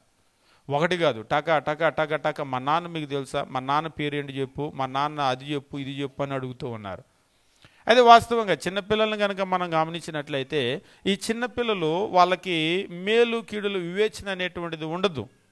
అదే పెద్దవాళ్ళు అనుకోండి, మీ నాన్న పిలుస్తున్నాడు రా అంటే వెంటనే ఏమంటాం, ఎవరు నువ్వు అసలు అని అంటారు. అంతే కదా, నిన్నెప్పుడు నేను చూడలేదే అని అంటాం. ఎందుకంటే పెద్దవాళ్ళకు ఆ వివేచన అనేటువంటిది ఉంటుంది. నేను దేని గురించి మాట్లాడుతున్నా, పాపం అనే విషయంలో కూడా అప్పుడే బాప్తిసం పొందినటువంటి వారు, ఎదగనటువంటి వారు ఉంటారు కదా. కొంతమంది ఎంతకాలమైనా ఎదగని వాళ్ళు ఉంటారు. హెబ్రీ పత్రికలో చెప్పినట్లుగా కాలాన్ని బట్టి చూస్తే బోధకులుగా ఉండాలి, కానీ ఇంకా మూలపాఠాలు నేర్చుకునేటువంటి పసివాళ్ళుగా కొంతమంది 5 ఏళ్ళు 10 ఏళ్ళు 25 ఏళ్ళు అయినా సరే ఎదగనటువంటి వాళ్ళు ఉంటారు. కాబట్టి ఆ ఎదగనటువంటి వాళ్ళతో ఎప్పుడూ ప్రమాదమే. ఏంటంటే అపవాది చాలా సులభంగా వాళ్ళని మోసం చేస్తాడు, సులభంగా వాళ్ళని పాపంలో పడేస్తాడు. అందుకనే ఇక్కడ చెప్తూ ఉన్నాడు అనమాట. అంతేకాదు, మీరు యోహాను పత్రిక చదివేటప్పుడు చాలా ఇన్స్ట్రక్షన్స్ చిన్న వాళ్ళకు, అంతేకాదు కొన్ని ఇన్స్ట్రక్షన్స్ యవనస్తులైనటువంటి వారికి తెలియజేస్తూ ఉంటాడు. మీరు 13వ వచనాన్ని కనుక గమనించినట్లయితే 2వ అధ్యాయము యోహాను రాసినటువంటి మొదటి పత్రిక 2వ అధ్యాయం 13వ వచనము గమనించేటప్పుడు ఇలా చెప్తూ ఉంటాడు. తండ్రులారా, మీరు ఆది నుంచి ఉన్నవారిని ఎరిగి ఉన్నాను గనుక మీకు రాయిస్తున్నాను. తండ్రులారా అంటే పెద్దవాళ్ళని గురించి మాట్లాడుతున్నాడు. పైన 12వ వచనంలో చిన్నపిల్లలారా అని అన్నాడు, 13వ వచనంలో తండ్రులారా అని అన్నాడు. యవనస్తులారా, మీరు దుష్టుని జయించి ఉన్నారు కనుక మీకు రాయిస్తున్నాను అని అంటున్నాడు. అంటే చిన్నపిల్లలు, యవనస్తులు, తండ్రులు ఇట్లా ఏం చేస్తున్నాడంటే ఆత్మ సంబంధంగా వాళ్ళ ఎదుగుదలను బట్టి మాట్లాడుతూ ఉన్నాడు. అందుకనే మీరు యోహాను పత్రికలో ఎక్కువగా ఈ ప్రేమను గురించి మాట్లాడుతూ ఉంటాడు, ద్వేషాన్ని గురించి మాట్లాడుతూ ఉంటాడు. ఒకవేళ ప్రేమ లేకపోతే ఎంతటి ప్రమాదమో మనకు దాని గురించి మాట్లాడుతూ ఉంటాడు. ఎందుకంటే చాలా విషయాలు చిన్నపిల్లలకు తెలియజేయవలసిన అవసరం ఉంది. మనం కూడా మీరు కుటుంబాల్లో కనుక చూసినట్లయితే చిన్నపిల్లలు ఉన్నారనుకోండి, మనం చాలా విషయాలు వాళ్ళకి నేర్పుతూ ఉంటాం. ఉదాహరణకి మీరు పిల్లల్ని అంటే కొంతమంది నేర్పుతారు, కొంతమంది నేర్పరు. ఒకప్పుడైతే బాగా నేర్పేవాళ్ళు, ఇప్పుడు అంత ఎక్కువగా నేర్పే పరిస్థితి లేదు. ఒకప్పుడు కనుక మీరు చూసినట్లయితే పెద్దవాళ్ళు పిల్లలకు అన్ని విషయాలు నేర్పేవాళ్ళు. మీరు పాత రోజుల్లో కనుక చూసినట్లయితే స్త్రీల విషయంలో కూడా ఆడపిల్లలు ఉన్నారంటే తల్లులు దగ్గర పెట్టుకొని ప్రతి పని కూడా నేర్పేవాళ్ళు. వంటలు వాళ్ళకి ఎన్ని రకాల వంటలు వచ్చో పిల్లలకి అన్ని రకాల వంటలు నేర్పేవాళ్ళు. వాళ్ళు నేర్పేవాళ్ళు, వీళ్ళు నేర్చుకునేవాళ్ళు. ఇంట్లో ఉన్న ప్రతి పనిని కూడా వాళ్ళకు వచ్చిన ప్రతి పని కూడా నేర్పేవాళ్ళు, వీళ్ళు నేర్చుకునేవాళ్ళు. అదే మగపిల్లలు అనుకోండి, తండ్రుల దగ్గర పెట్టుకొని ఆ పొలం పనులు అయితే, బయట పనులు అయితే, ప్రతి పని కూడా వాళ్ళకు వచ్చిన ప్రతి పనిని కూడా వాళ్ళు పిల్లలకు నేర్పించేవాళ్ళు. అదే ఈరోజైతే మీరు ఒక్కొక్క ఇంట్లో చూడండి, తల్లికి బాగా వంటలు వచ్చు, చాలా రకాల వంటలు వచ్చు, పిల్లలకి అసలు ఏమి రావు, అస్సలేమి రావు. ఏం చేస్తామంటే వాళ్ళు చేస్తే నేను తింటాను అంటూ ఉంటారు, అంతే, అస్సలేమి రావు. అదేమిటి అంటే నేర్చుకున్నటువంటి పరిస్థితి లేదు. మనం నేర్చుకుంటేనే మనకు వస్తాయి, మనం నేర్చుకోకుండా మనకి ఏది కూడా రాదు. అంటే భౌతికంగా కూడా మనము పిల్లలకి చాలా విషయాలు దగ్గర కూర్చోబెట్టుకొని నేర్పుతూ ఉంటాం. ఆహారం అనేటువంటిది ఎట్లా తినాలి అనేటువంటిది. ఉదాహరణ కింద అక్కడ మనం చెప్పాం కదా, మనం ఆహారాన్ని చూస్తూ అది కూడా చేతుల్లో ఇలా పట్టుకున్నప్పుడు మనం ఫోర్కులతో పట్టుకుంటూ ఉంటారు. యూరోపియన్ కంట్రీస్ మీరు అటు కనుక చూసినట్లయితే నైఫ్, ఫోర్కు, స్పూన్తో తింటూ ఉంటారు. దాంతో తినటం కంటే, అంటే వాస్తవంగా చేతుల కంటే బ్యాక్టీరియా ఉంటుంది. ఫోర్క్ అయితే మరిగే నీళ్ళలో వేసి తీస్తారు, బ్యాక్టీరియా చచ్చిపోతుంది. మరిగే నీళ్ళలో చేయి పెట్టి తీయలేం కదా, కాబట్టి కడుక్కోవాలి. ఇక ఈ చేతులను కడుక్కోవాలి. మనమా ఎంత కడుక్కో అన్నా కానీ హడావుడిగా ఆకలితో వచ్చేసి అలాగ చేయి కడుక్కోకుండా నీళ్ళ కింద పెట్టి పిల్లలు వచ్చేస్తూ ఉంటారు. కాబట్టి బ్యాక్టీరియా అనే విషయంలో చేతులతో కంటే ఫోర్కుతో తింటే మంచిది. ఎందుకంటే మీరు కొన్ని హోటల్స్ కనుక వెళ్ళినట్లయితే ఈవెన్ ప్లేట్స్ కూడా వాళ్ళు బాయిల్డ్ వాటర్లో వేసి ఆ మరిగే నీళ్ళలో నుంచి ప్లేట్లు తీసి ఆ ప్లేట్లలో వాళ్ళు ఆహారాన్ని వడ్డిస్తూ ఉంటారు. బ్యాక్టీరియా ఏదైనా ఉంటే చనిపోతూ ఉంటుంది. స్పూన్స్ అయితేనేమి, ఫోర్క్స్ అయితేనేమి అవి కూడా అట్లా వేస్తారు కాబట్టి చాలా హైజీనిక్గా ఉంటుంది, మంచిదే. కానీ మీరు ఫోర్క్తో పట్టుకున్నారనుకోండి, లేదా ఒక స్పూన్తో పట్టుకున్నారనుకోండి, దానికి ఆహారం టేస్ట్ తెలియదు, మనకు కూడా తెలియదు. అదే చేత్తో ఇలా పట్టుకున్నాం అనుకోండి, చేత్తో ఇలా పట్టుకున్నప్పుడు మన స్పర్శ ఉంటుంది కదా, మన స్పర్శ అనేటువంటిది వెంటనే ఇక్కడ బ్రెయిన్కి ఇచ్చేస్తూ ఉంటుంది. వెంటనే బ్రెయిన్ అనేటువంటిది ఈ నాలుగుకి ఆహారం బ్రహ్మాండంగా ఉన్నట్టుంది, సూపర్ ఉంది అన్నట్టుగా చెప్పేస్తూ ఉంటుంది. దాంతో నోట్లో నుంచి నీరు ఊరుతూ ఉంటుంది అన్నమాట. అంటే మీరు ఎప్పుడైనా సరే ఏ ఫుడ్నైనా సరే ఒక బేకరీకే వెళ్ళి ఒక స్వీట్ మీదో లేకపోతే ఒక హాట్ మీదో లేకపోతే దేని మీద ఇట్లా టచ్ చేసి చూడండి. ఏ ఆహారమైనా ఫుడ్ మీరు టచ్ చేసి చూడండి. మీరు టచ్ చేసి చూస్తే ఖచ్చితంగా మీ బ్రెయిన్కి కొన్ని సంకేతాలు వెళ్తాయి, ఏ ఆహారమైనా సరే. అయితే మనం వీటన్నింటినీ కూడా పిల్లలకి నేర్పుతూ ఉంటాం. ఆహార విషయం అయితేనేమి, తినే విషయం అయితేనేమి, వస్త్రాల విషయం అయితేనేమి, నివాసాల విషయం అయితేనేమి, ఇవన్నీ కూడా నేర్పుతూ ఉంటారు. కొన్ని ఇళ్లలో అయితే ఇల్లు ఎలా శుభ్రంగా పెట్టుకోవాలి, ఇల్లు ఎలా సర్దుకోవాలి. మీరు భారతదేశంలో చూసినట్లయితే ఒకప్పుడు పండగలు, అంటే ఇప్పుడు కూడా పండగలు ఉన్నాయి కానీ ఒకప్పుడు పండగ అంటే ఇంట్లో సామాన్ అంతా బయటేసి మొత్తం ఇల్లంతా గడిగి సామానంతా గడిగి మళ్ళీ లోపలికి తెచ్చేవాళ్ళు. ఒక రకంగా ఏంటంటే ఆ పండగ పేరుతో ఇంట్లో ఉన్నటువంటి మడ్డి మశానం మొత్తం బయటికి పోతుంది. ఇళ్ళకి కొందరైతే పండగ వస్తుందంటే ఇంట్లో సామాన్ అంతా బయటేసి కడగటంగా మాత్రం కాకుండా సున్నాలు రంగులు వేయించేవాళ్ళు. అదే ఇవాళ అయితే కొన్ని ఇళ్ళు అలా చూస్తే చూడటానికి బిల్డింగ్లే కానీ ఈ బూజు అట్టలట్టలు బట్టి ఉంటుంది. మీరు ఎప్పుడైనా సరే కిరాణా కొట్లకు వెళ్ళండి, నేను కులం ఏమి చెప్పను, మీకు తెలుసు. కిరాణా కొట్లకి వెళ్ళండి, బూజు అట్టలట్టల పట్టు ఉంటుంది, మామూలుగా కాదు. నేను చిన్నప్పుడు అడిగాను, అంత బూజు ఉంది దులుపుకోవచ్చు కదా అని అడిగితే మా ఫ్రెండ్ అన్నాడు, అది లక్ష్మీదేవి, అది పోతే లక్ష్మి పోయిద్దా అన్నాడు. నిజంగా మీరు కావాలంటే పాత రోజుల్లో ఉన్నటువంటి ఆ దుకాణాలు చూడండి, ఇప్పుడు ఉన్న మాల్స్ కాదు, పాత రోజుల్లో ఉన్న దుకాణాలు చూడండి, బూజు అలా అట్టలట్టలు పట్టి ఉంటుంది, వేలాడుతూ ఉంటుంది, తుప్పలు దాన్ని దులపరు. అదే ఇల్లు అలా ఉంచుకుంటారా? వీళ్ళే ఇల్లు అలా ఉంచుకుంటారా? ప్రతి పండక్కి సామాన్ అంతా బయటేసి మొత్తం అంతా కడిగి లోపల పెడుతూ ఉంటాం. అంటే దానిలో ఉండేటువంటి ఆ బ్యాక్టీరియా లేకపోతే ఆ డస్ట్ ఉంటుంది కదా, ఒక డస్ట్ మీరు కనుక చూసినట్లయితే 1 గ్రాము డస్ట్లో కొన్ని వేల మైక్రో బ్యాక్టీరియా ఉంటుంది. అదంతా ఫ్యాన్ వేయగానే మన బ్రీతింగ్లోకి వెళ్ళిపోతుంది. అందుకనే తుమ్ములు రావటము లేకపోతే డస్ట్ ఎలర్జీలు ఇవన్నీ కూడా ఏంటంటే, మా పాత రోజుల్లో అయితే మట్టి గోడలు, కింద కూడా మట్టి ఫ్లోరింగ్ అంతా కూడా అలికేవాళ్ళు కదా, ఈ సన్న డస్ట్ లేవగానే వెళ్ళి గోడకు అతుక్కునేది, ఇక మరలా తిరిగి వచ్చేది కాదు. అందుకనే మీరు మట్టిలలో చూడండి డస్ట్ ఉండదు. ఈ సిమెంట్ గోడలు ఏంటంటే ఆ డస్ట్ దానికి అతుక్కోకుండా ఏమవుతుందంటే అక్కడే తిరుగుతూ ఉంటుంది. అందుకనే మన పెద్దవాళ్ళు ఏం చేసేవాళ్ళంటే ఇవన్నీ కూడా ఎట్లా శుభ్రం చేసుకోవాలనేటువంటిది ఈరోజు కూడా మీరు గమనించండి. కొన్ని దేశాల్లో అయితే ప్రతి వారంలో వీక్లీ 1 రోజు పెట్టుకుంటారు ఇల్లు శుభ్రం చేసుకోవటానికి. లేదా నెలలో ఒక రోజు పెట్టుకుంటూ ఉంటారు. వీక్లీ ఒక డే ఖచ్చితంగా పెట్టుకుంటారు. వీక్లీ ఒక డే పెట్టుకొని ఏం చేస్తారంటే ఈవేళ ఈ గది శుభ్రం చేయాలి. ఉదాహరణకి ఈ టేబుల్ ఉందనుకోండి, ఈ టేబుల్ మీద వస్తువులన్నీ కూడా తీసేసి మళ్ళీ ప్రతి వస్తువు కూడా తూడ్చి ఎక్కడ ఉన్నది అక్కడ పెడుతూ ఉంటారు. ఒకవేళ వాళ్ళకి ఇబ్బంది అనుకోండి, కొంతమంది ఏం చేస్తారంటే వాళ్ళు ఆ ఇల్లు శుభ్రం చేసేటువంటి ఆ మెయిడెన్స్ని తెచ్చుకుంటారు. వాళ్ళు ఏం చేస్తూ ఉంటారంటే ఆ మెయిడెన్ అంటే ఆ ఇల్లు శుభ్రం చేసేటువంటి వాళ్ళు వచ్చి వాళ్ళు ఈ పని కొరకే ఉంటారు. అన్ని రకాల శుభ్రం చేసే వస్తువులు కూడా తెచ్చుకుంటారు. తెచ్చుకొని ఏం చేస్తారంటే చక్క ఉదయం నుంచి సాయంత్రం లోపు ఇంట్లో ఉన్న అన్ని గదులు కూడా అన్నీ తీస్తారు, మళ్ళీ తుడిచి ఎక్కడుందో అక్కడే పెడతారు. ఏం పోతుందంటే డస్ట్ మాత్రం పోతుంది. మీరు కొన్ని ఆఫీసుల్లో చూసినప్పుడు లోపల ఇండోర్ ప్లాంట్స్ పెడతారు కదా, ఆ ప్లాంట్స్ మెయింటైన్ చేయడానికి రాత్రిపూట ఏం చేస్తారంటే సిబ్బంది వచ్చి ప్రతి ఆకుని కూడా వాళ్ళు ఆ గుడ్డ పెట్టి, అది కూడా మీకు వెట్ క్లాత్ పెట్టి ఆకు తుడుస్తారు. మొత్తం ఆకులన్నీ కూడా మీరు కొన్ని చోట్ల చూస్తే ఆఫీసులో చాలా మెరుస్తూ ఉంటే పచ్చ రంగులో లైట్ వేస్తే, మనం మొక్కలు పెడతాం, అసలు వాటికి నీళ్లు పోసే దిక్కు కూడా ఉండదు. మట్టి మశానం దుమ్ము గిమ్ము మొత్తం కొట్టుకొని పోతూ ఉంటాయి. అంటే ఏదైనా సరే మనం ఎట్లయితే మెయింటైన్ చేస్తామో, అంటే మనకు ఒక్కొక్కసారి ఇది తెలియదు, వాటిని ఎట్లా మెయింటైన్ చేయాలనేటువంటిది మనకు తెలియదు, ఎవరైనా నేర్పితే కదా.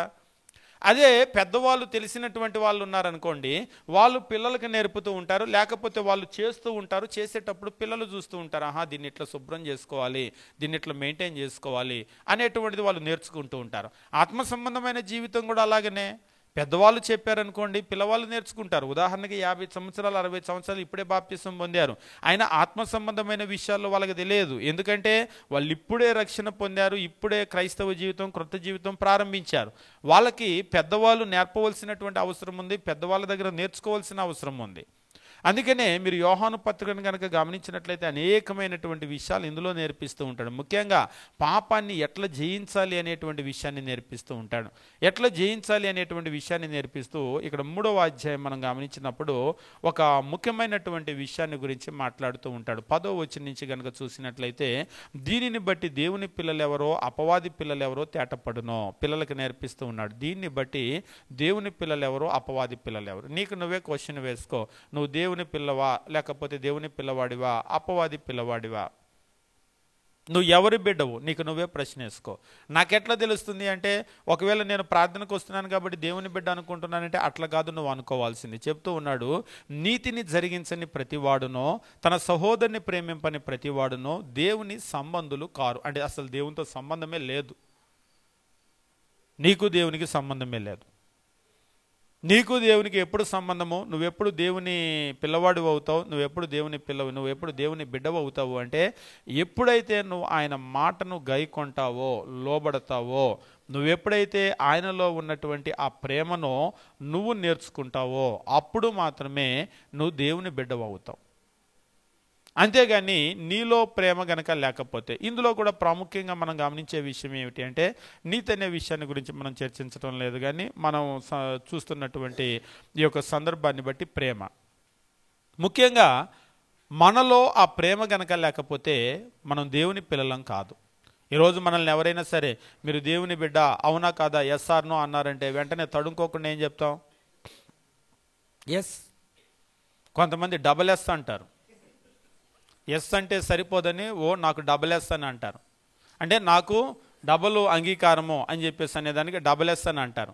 మనం డబల్ ఎస్ చెప్పినా త్రిబుల్ ఎస్ చెప్పినా మనం ఎన్ని ఎస్లు చెప్పినా మనలో ప్రేమ గనక లేకపోతే అక్కడ సింగిల్ ఎస్ కూడా ఉండదు, 0. మనం దేవుని బిడ్డ కానే కాదు మనలో ప్రేమ లేకపోతే. మనలో ప్రేమ లేకపోతే అంటే నువ్వు దేవుని బిడ్డవా అంటే ఎస్ డబుల్ ఎస్ చెప్తాం కదా. రెండో ప్రశ్న, మీలో దైవికమైన ప్రేమ ఉందా? నిస్వార్థమైనటువంటి ఆ ప్రేమ ఉందా? లేదా బైబిల్లో అగపే అని అంటూ ఉంటాడు కదా, ఆ ప్రేమ ఉందా? పేతురుని అడిగినట్లు, పేతురు నువ్వు నన్ను ప్రేమిస్తున్నావా అంటే పేతురు కూడా పాపం అర్థం కాక ఎస్ ప్రభువా ఎస్ ప్రభువా ఎస్ ప్రభువా అంటూ ఉన్నాడు.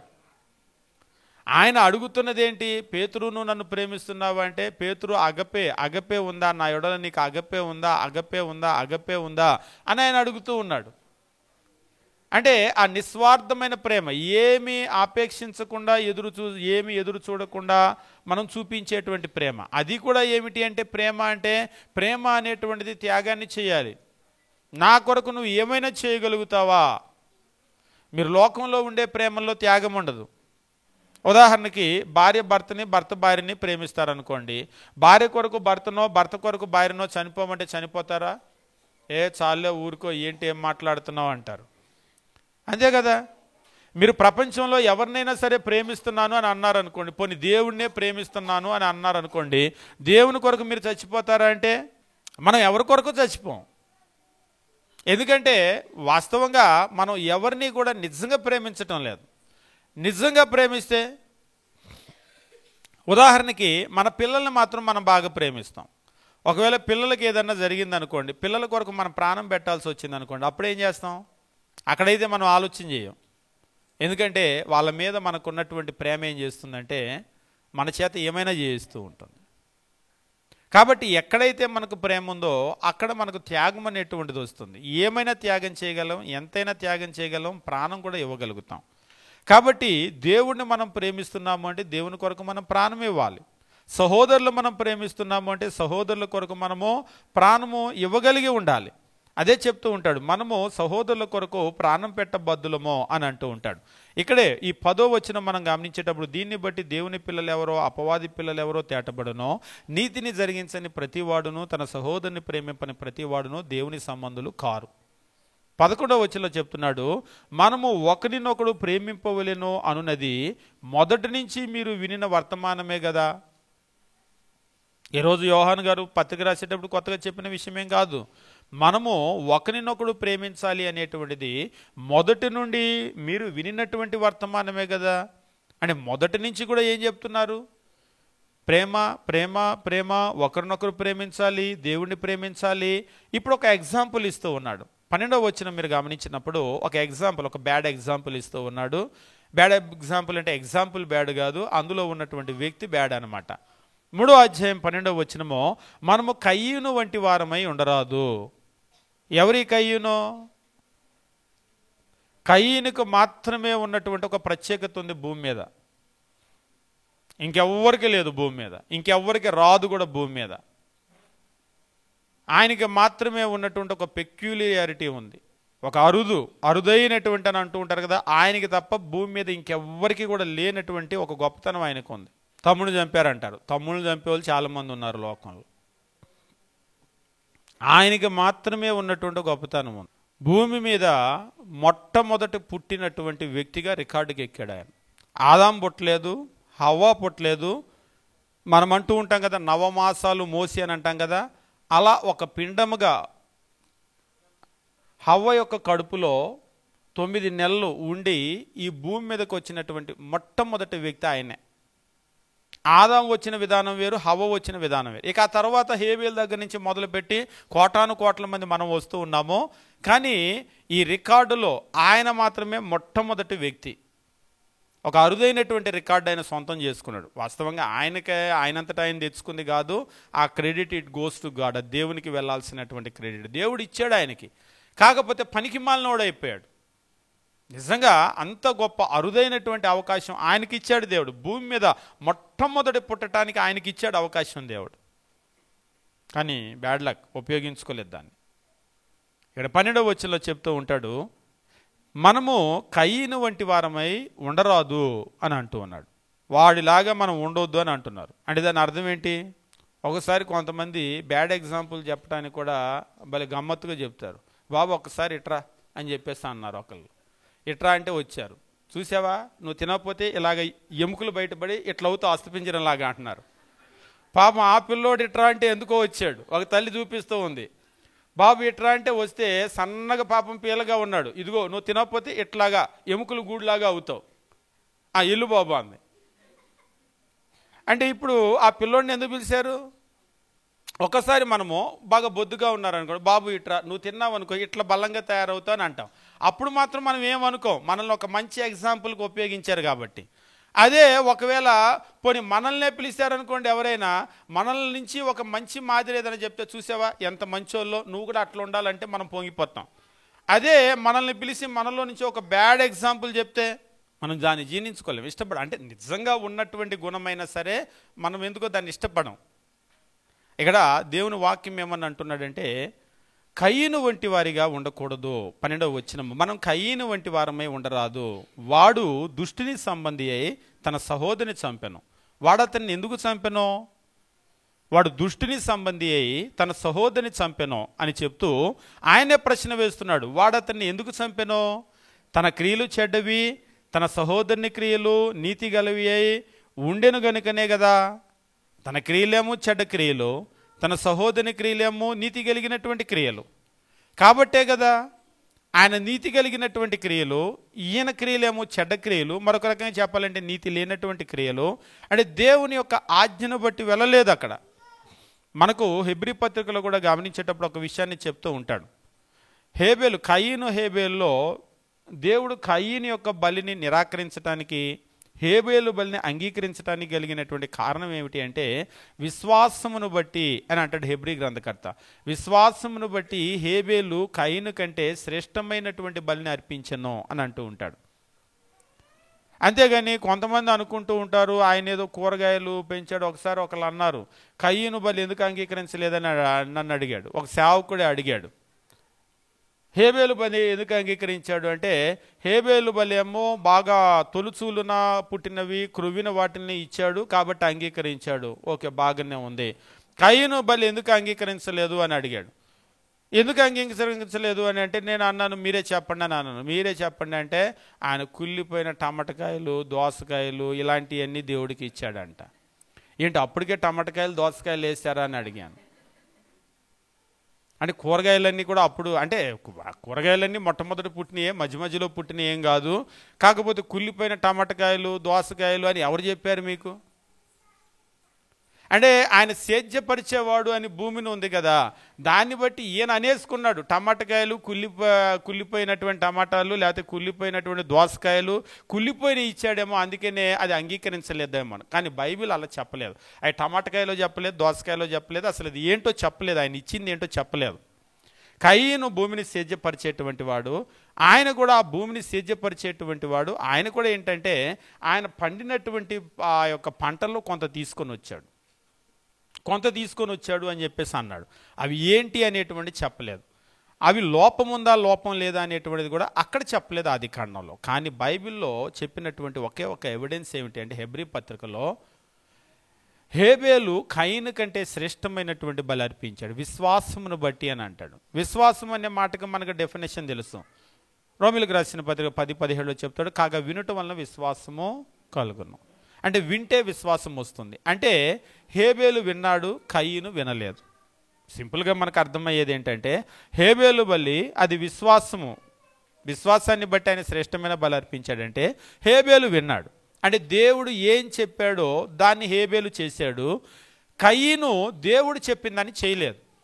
ఈవేళ కూడా మీరు పిల్లలకి ఏదన్నా విషయం చెప్పండి, కొందరేమో చెప్పింది చెప్పినట్టుగానే చేస్తారు, కొందరు అస్సలు చేయరు, వినరు, వాళ్ళు అనుకున్నట్లుగా చేస్తూ ఉంటారు. ఈ కయీను కూడా దేవుని మాటను వినలేదు, దాన్ని అక్కడ చెప్తూ ఉన్నాడు. ఇక్కడ యోహాన్ రాసిన మొదటి పత్రికలో మరొక ఎవిడెన్స్ మనకేమి ఇస్తూ ఉన్నాడంటే, కయీను వంటి వారమై ఉండరాదు, వాడు దుష్టుని సంబంధి తన సహోదరిని చంపెను. వాడు అతన్ని ఎందుకు చంపెనో? తన క్రియలు చెడ్డవి, తన సహోదరుని క్రియలు నీతి గలివై ఉండెను గనుకనే కదా. తన సహోదరుని క్రియలేమో నీతి కలిగి ఉన్నాయి. దేవుని ఆజ్ఞలను మనం ఎప్పుడైతే నెరవేరుస్తామో అది మనకు నీతి అవుతుంది. ఒక రకంగా మరొక రకంగా చెప్పాలంటే దేవుని మాటను వినటము.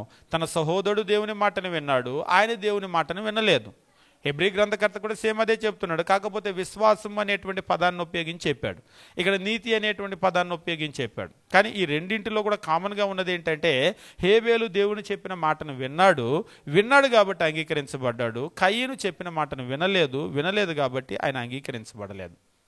అంతేకాదు 13వ వచనము, సహోదరులారా లోకము మిమ్మును ద్వేషించిన యెడల ఆశ్చర్యపడకుడి, మనము సహోదరులను ప్రేమించుచున్నాము గనక మరణములో నుండి జీవములోనికి దాటి ఉన్నామని ఎరుగుదుము. మనము సహోదరులను ప్రేమిస్తున్నాం కాబట్టి లోకము మనల్ని ద్వేషిస్తుంది. లోకం మిమ్మల్ని ద్వేషించిన యెడల ఆశ్చర్యపడొద్దు. ఎందుకు ద్వేషించింది? పైన ఒక బ్యాడ్ ఎగ్జాంపుల్ ఇచ్చాడు. కయీను తన సహోదరుని ఎందుకు ద్వేషించాడు? ఈ లోకంలో రెండింటికి ఎప్పుడు కూడా పడదు, మంచి చెడు. ఈ లోకంలో రెండు ఉన్నాయి, ఈ రెండింటికి ఎప్పుడు కూడా పడదు. మనం మంచి వాళ్ళం అయ్యుండి, ఉదాహరణకి మనం మంచి వాళ్ళం అయ్యుండి చెడ్డ వాళ్ళతో సహవాసం చేయటం అనేటువంటిది కుదురుతుందా? ఎందుకు కుదరదు? మీకు అస్సలు అబద్ధం అంటే ఇష్టం ఉండదు, గిట్టదు. అబద్ధం నోరు తెరిస్తే అబద్ధం ఆడే వాళ్ళతో మీరు స్నేహం చేయగలుగుతారా? అసలు ఆ స్వభావం మీకు నచ్చదు. అలాగనే మనకు విరుద్ధమైనటువంటి స్వభావాలు ఎవరికైతే ఉంటాయో వాళ్ళతో మనం కలవలేం. లోకంలో కూడా చెప్తూ ఉంటారు, ఏ గూటి పక్షులు ఆ గూటికి చేరతాయి, ఏ జాతి పక్షులు ఆ గూటికి చేరతాయి. అంటే ఒకే జాతి పక్షులు ఎప్పుడు కూడా సజాతి ఉన్నటువంటివి, అంటే వాటి యొక్క గుణగణాలను బట్టి ఒక జాతికి ఒక గూటికి చేరుతూ ఉంటాయి. మీరు మనుషులను కూడా గమనించండి. చిన్న పిల్లల్ని కూడా మీరు తీసుకెళ్ళి స్కూల్లో ఎల్కేజీలో జాయిన్ చేయండి.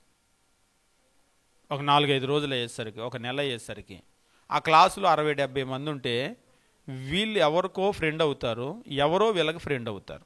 లేకపోతే ఒక గ్రూప్ ఉంటారు, వీళ్ళు మాత్రమే ఫ్రెండ్స్గా ఉంటారు. 60-70 మంది ఉన్నటువంటి క్లాసులో ఒక 4-5 వీళ్ళు మాత్రం ఫ్రెండ్స్గా ఉంటారు. ఎప్పుడైనా చూసారా? ఎందుకు అలాగా?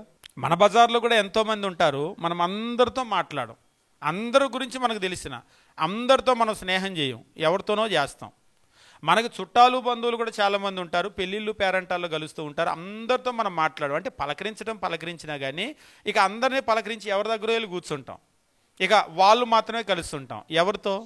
మన మనస్సు ఎవరితో అయితే కలుస్తుందో, మనలాంటి స్వభావం వ్యక్తిత్వం ఎవరికైతే ఉంటుందో వాళ్ళు ఆకర్షించబడతారు ఎప్పుడు కూడా.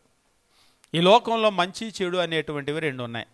ఇప్పుడు మనం చెడ్డవాళ్ళం అనుకోండి, మనలాంటి బుద్ధి ఎవరికైతే ఉందో మనం అట్లా చూసుకుంటూ ఉంటాం.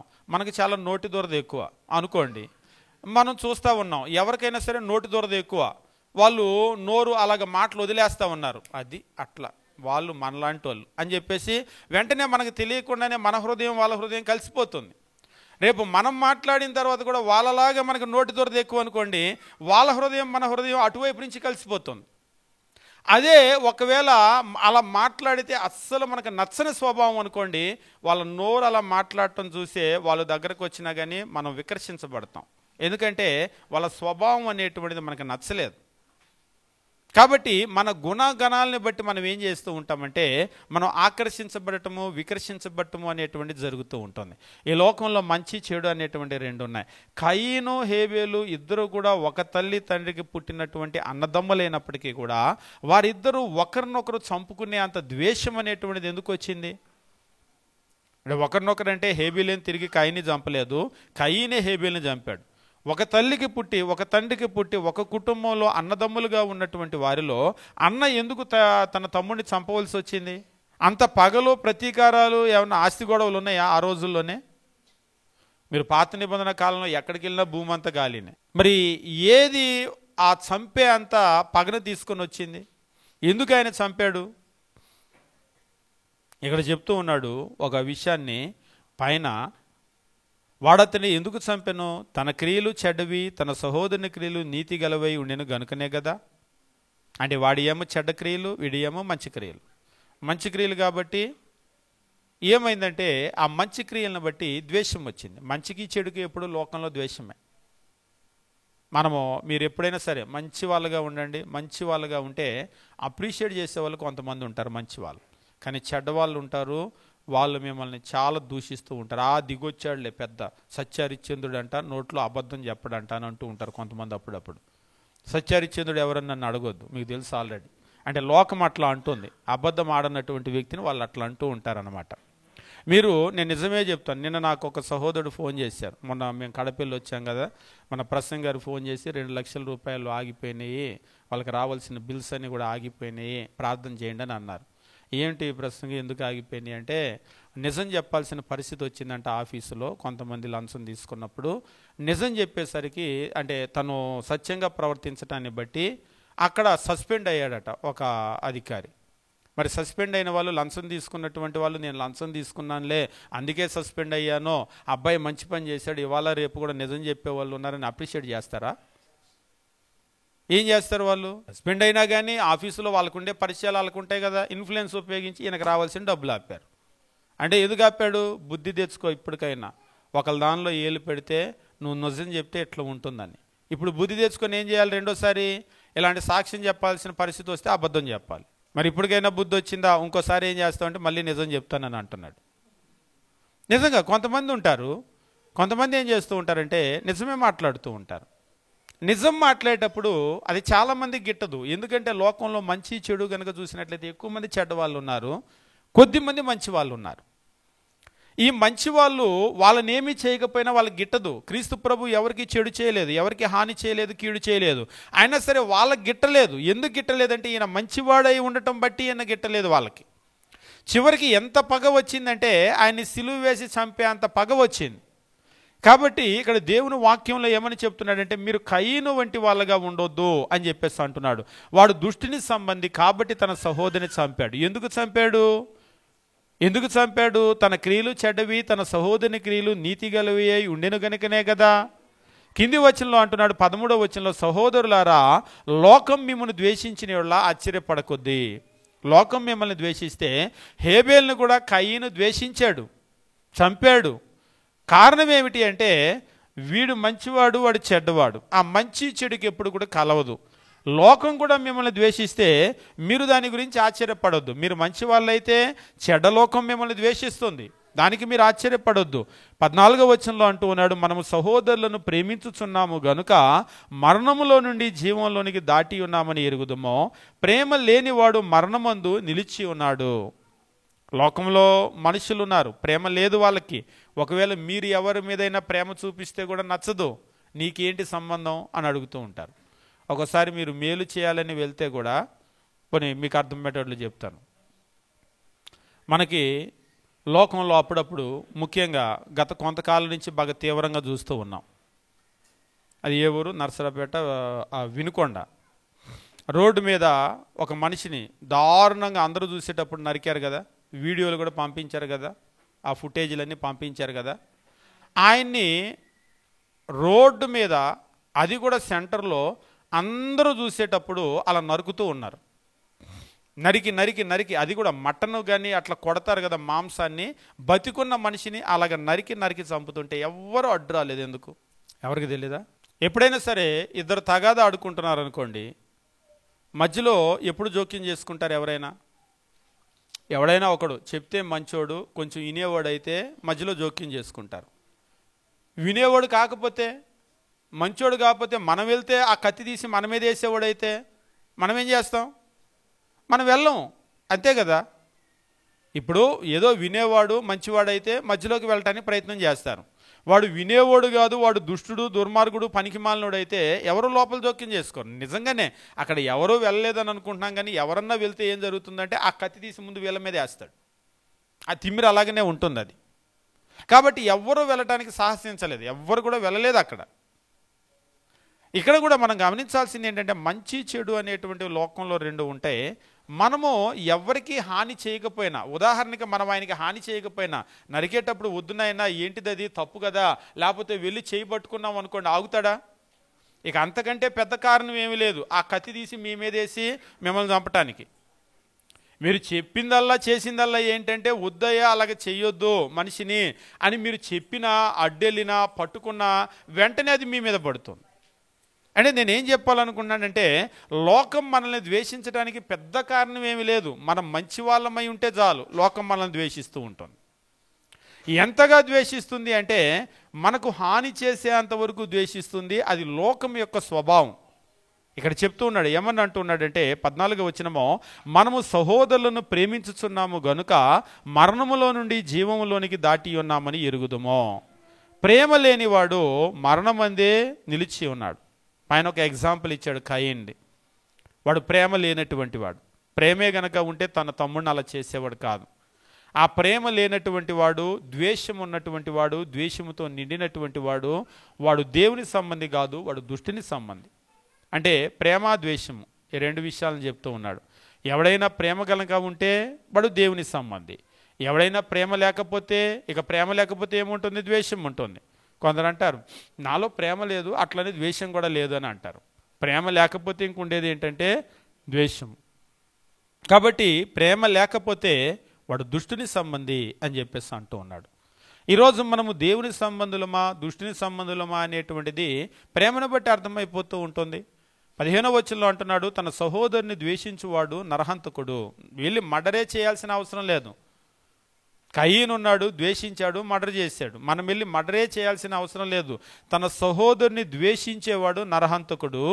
ఏ నరహంతకుని యందు నిత్య జీవం ఉండదని మీరు ఎరుగుదురు. నువ్వు సహోదరుని ఎప్పుడైతే ద్వేషిస్తున్నావో యు ఆర్ ఎ మర్డరర్. నువ్వు ఒక నరహంతకుడు. మనం వెళ్ళి కత్తి తీసుకుని ఎవరిని నరకాల్సిన పని లేదు, అక్కడ వినుకొండలో జరిగినట్లుగా. ఎప్పుడైతే మనము సహోదరుని ద్వేషించామో, ద్వేషిస్తే మనం నరహంతకులమే. కయీను తన సహోదరుని ద్వేషించాడు, ఆయన తన సహోదరుని చంపాడు. వాస్తవంగా మనకి చంపే అంత ధైర్యం లేదు, కానీ కొంతమందికి చంపాలన్నంత ద్వేషం ఉంటుంది. లోకంలో మీరు చూడండి, ఒక్కొక్కసారి చెయ్యటానికి ఆ ధైర్యం లేక కొంతమంది ఆగిపోతారు, కానీ తిట్టాలని ఉంటుంది. మళ్ళీ తిడితే ఏమవుతుందో ఎందుకులే అని నోట్లో తిట్టుకుంటారు. ఏంటేదో అంటున్నావు అని బయటకు అన్నారు అనుకో, ఏమి లేదులే అని అంటారు. ఏమి లేదు కాదు, లోపల తిట్టుకుంటారు, అర్థమవుతూనే ఉంటుంది. నిన్ను కాదులే అని అంటూ ఉంటారు. ఈ గోడను తిట్టానులే అని అంటారు. మీరు కొంతమంది చూడ, అంటే వాళ్ళకి లోపల ఉంటుంది, ఏదో చెయ్యాలి అని ఉంటుంది. కాకపోతే ఏమిటంటే చేసే అంత ద్వేషం ఉంది, కానీ చేసే అంత ధైర్యం లేక వాళ్ళు చేయరు. దేవుని వాక్యంలో చెప్తూ ఉన్నాడు, తన సహోదరుని ద్వేషించేటువంటి వాడు నరహంతకుడు. ఆ ద్వేషము, కయీనులో ద్వేషం ఉంది, చంపాడు. కాబట్టి ఆ ద్వేషము ఎప్పుడైతే మనలోకి వచ్చిందో మనం నరహంతకులం. ఏ నరహంతకుని యందు నిత్య జీవం ఉండదని మీరు ఎరుగుదురు. కాబట్టి ఆ నిత్య జీవం మనకు కావాలి అంటే ప్రేమ మనలో నిండి ఉండాలి. ప్రేమ లేనటువంటి ఏ వ్యక్తి అయినా సరే ఆ నిత్య జీవాన్ని పొందలేడు, మరణంలో నుంచి జీవంలోకి దాటలేడు. కాబట్టి మనం గమనించేటువంటి విషయం ఏమిటంటే, యోహాను రాసినటువంటి మొదటి పత్రిక మీరు గమనించేటప్పుడు ప్రేమ ద్వేషము వీటిని గురించి చాలా ఎక్కువగా మాట్లాడుతూ ఉంటాడు. ముఖ్యంగా చిన్నపిల్లలారా అని అంటూ ఉంటాడు కదా, వీళ్ళకి చాలా ఎక్కువగా నేర్పిస్తూ ఉంటాడు. ద్వేషం అనేది చాలా ప్రమాదం. ఈరోజు చివరిగా ఒక ప్రశ్నతో మనం ముగించుకుందాం. అసలు మనలో ద్వేషం ఉందా అంటే, మీరు ఎవరినైనా ద్వేషిస్తున్నారా అంటే,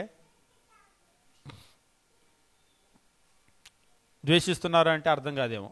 మీకు ఎవరైనా పడనటువంటి గిట్టనటువంటి వ్యక్తులు ఉన్నారంటే ఇప్పుడు అర్థమైంది.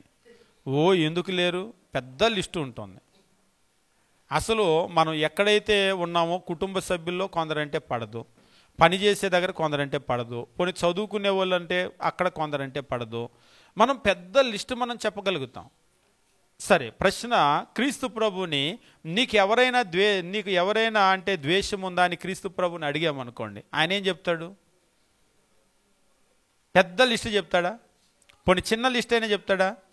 ఆయన ఎవరిని ద్వేషించలేదు. చివరికి తనను సిలువ వేసి చంపేటువంటి వాళ్ళను కూడా, తండ్రి వీరేమి చేయుచున్నారో వీరు ఎరగరు గనక వీరిని క్షమించు. ఆయన ఎవరిని ద్వేషించలేదు. నిజంగా ఒక దైవికమైన స్వభావంలో ప్రేమలో ఎదగటము అంటే మనము ఈ ప్రపంచంలో ఎవరిని ద్వేషించకూడదు. ఎవరిని, ఇంకా చెప్పాలి అంటే మనకి హాని చేసేటువంటి వాళ్ళను, కీడు చేసేటువంటి వారిని, లేదా మనల్ని దూషించేటువంటి వారిని, మన మీద అసూయ ఉన్నా, మన మీద కుట్రలు చేసినా, వారు ఏం చేసినా కానీ మనం ఎవరిని కూడా ద్వేషించకూడదు. అలా మనం ప్రతి ఒక్కరిని కూడా ప్రేమించగలిగేటువంటి పరిస్థితిలో ఉన్నప్పుడు అప్పుడు ఆ దైవికమైనటువంటి ప్రేమను మనం నేర్చుకున్న వాళ్ళం అవుతాం. అప్పుడు మనం మరణంలో నుంచి జీవంలోనికి దాటినటువంటి వారం అవుతాం. అప్పుడు మనం దేవుని బిడ్డలం అవుతాం. కాబట్టి దేవుని పిల్లలు ఎవరో, దుష్టుని యొక్క సంబంధులు ఎవరో దీనిని బట్టి తెలుస్తుంది అని అన్నాడు. దేన్ని బట్టి? మనము ఎప్పుడైతే ప్రేమను కలిగి ఉంటామో, ఆ ప్రేమను కలిగి ఉన్నప్పుడు మనము దేవుని పిల్లలం అవుతాం. మనం ఎప్పుడైతే ద్వేషంతో నిండినటువంటి వారం అవుతామో అప్పుడు మనం అపవాది పిల్లలం అవుతాం. కాబట్టి మనం గమనించవలసిన విషయం ఏమిటంటే, ప్రేమ అనేది చాలా ప్రాముఖ్యమైనటువంటిది. ప్రేమ లేనటువంటి జీవితం, ముఖ్యంగా ద్వేషముతో కూడినటువంటి జీవితాలు, ద్వేషముతో నిండినటువంటి జీవితాలు మనల్ని దుష్టిని సంబంధులుగా, అపవాది పిల్లలుగా మనల్ని చేస్తూ ఉంటాయి. ఈరోజు చాలామంది క్రైస్తవులు, అంటే అందరూని మనం అనటానికి లేదు, ఎక్కడో మనకు తెలియని అరాకొర ఉంటారేమో, కానీ చాలామంది క్రైస్తవులు మాత్రము ద్వేషంతో నిండినటువంటి వాళ్ళు. ద్వేషం ఉంది ఖచ్చితంగా. మనకి ఎవరైనా అంటే నాకు ఎవరన్నా ద్వేషం లేదు అని కనుక అంటే మనం అబద్ధం చెప్పినట్లే. మనకు ఖచ్చితంగా కొందరంటే ద్వేషం ఉంది. అయితే మనము ఎదగాలి, దిద్దుకోవాలి, వాటన్నింటినీ కూడా దిద్దుకోవాలి. ఆ ద్వేషాన్ని పూర్తిగా మనలో నుంచి తీసివేసి పూర్తిగా ప్రేమ నిండినటువంటి జీవితాలుగా మనం మారాలి. ఎందుకంటే తీర్పు తీర్చడం దేవుడు, అంటే వాడు పనికి మాలినోడు అండి, అట్లా చేశాడు ఇట్లా చేశాడు అంటే లివ్ ఇట్ టు గాడ్. దేవునికి వదిలే ఆ విషయము, దేవుడు చూసుకుంటాడు. మనమెవరు? మన మనుషులు, మనకెందుకు అదంతా కూడా? పగ తీర్చడం నా పని అంటున్నాడు. వాళ్ళు ఏదైనా చేయని, దేవునికి వదిలిపెట్టే ఆ విషయము. క్రీస్తు ప్రభు ఉన్నాడు, తను ద్వేషించిన, తను సిలువ వేసి చంపిన వాళ్ళని గురించి ఆయన ఏమి కూడా ఆయన తీర్పు తీర్చలేదు, వాళ్ళని ద్వేషించలేదు అసలు ఆయన. కాబట్టి మనకు ఆయన ఏమి నేర్పుతున్నాడంటే, ఆయన నేను మిమ్మల్ని ప్రేమించినట్లే మీరు ఒకరినొకరు ప్రేమించాలి అని చెప్పేసి అంటున్నాడు. కాబట్టి ఆ నిస్వార్థమైనటువంటి ప్రేమను మన జీవితాల్లో నింపుకోవాలి. ద్వేషం అనేటువంటిది మన జీవితంలో ఎప్పుడు ఎప్పుడు ఎప్పుడు కలిగి ఉండకూడదు. ఒకవేళ ద్వేషం మన జీవితంలో ప్రవేశించిందా, మనం దేవుని పిల్లలు కాకుండా అపవాది పిల్లలం అయిపోవటానికి అది దారి తీస్తూ ఉంటుంది, ప్రమాదంలో మనల్ని పడివేస్తూ ఉంటుంది. మనం ఎప్పుడైతే ద్వేషం మన జీవితంలో కలిగి ఉన్నామో మనం ఇంకా చీకట్లోనే ఉన్నాం, మనం ఇంకా చీకట్లోనే నడుస్తూ ఉన్నాం. అసలు మనం ఎటు వెళ్తున్నామో మనకే తెలియదు. అంటే అగమ్య గోచరం అని అంటారు కదా, ఎటు వెళ్తున్నామో తెలియనటువంటి దిక్కులేనటువంటి పరిస్థితిలో మన యొక్క ప్రయాణం అనేటువంటిది కొనసాగుతుంది అనే విషయాన్ని మనం గుర్తుంచుకోవాలి. నిజంగా ఈ ద్వేషాన్ని కనుక మనలో నుంచి తీసేస్తే మనం చాలా ప్రశాంతంగా ఉంటాం. ఒక్కోసారి కొందరు ముఖం చూస్తేనే పటపట చెట్లు ఆడిపోతూ ఉంటుంది, కొందరికి గిట్టదు, వాళ్ళని చూస్తే గిట్టదు, వాళ్ళు వచ్చారంటే గిట్టదు. అదే మనకి ఎవరన్నా ద్వేషం లేదనుకోండి, ముందు మన ఆరోగ్యాలు బాగుపడతాయి. నెంబర్ 1 బెనిఫిట్ ఏంటంటే, మనలో ద్వేషం కనుక తీసేసుకుంటే మన ఆరోగ్యాలు ప్రశాంతంగా ఉంటాయి. ఆరోగ్యం ఎప్పుడైతే బాగుంటుందో ఆయుష్ బాగుంటుంది, భౌతికమైన జీవితం బాగుంటుంది, ఆత్మ సంబంధమైనటువంటి జీవితం కూడా బాగుంటుంది. కాబట్టి మనలో ద్వేషాన్ని పూర్తిగా తీసివేసుకొని ప్రేమను నింపుకునేటువంటి జీవితాలు మనం నేర్చుకోవాల్సినటువంటి అవసరం ఉంది.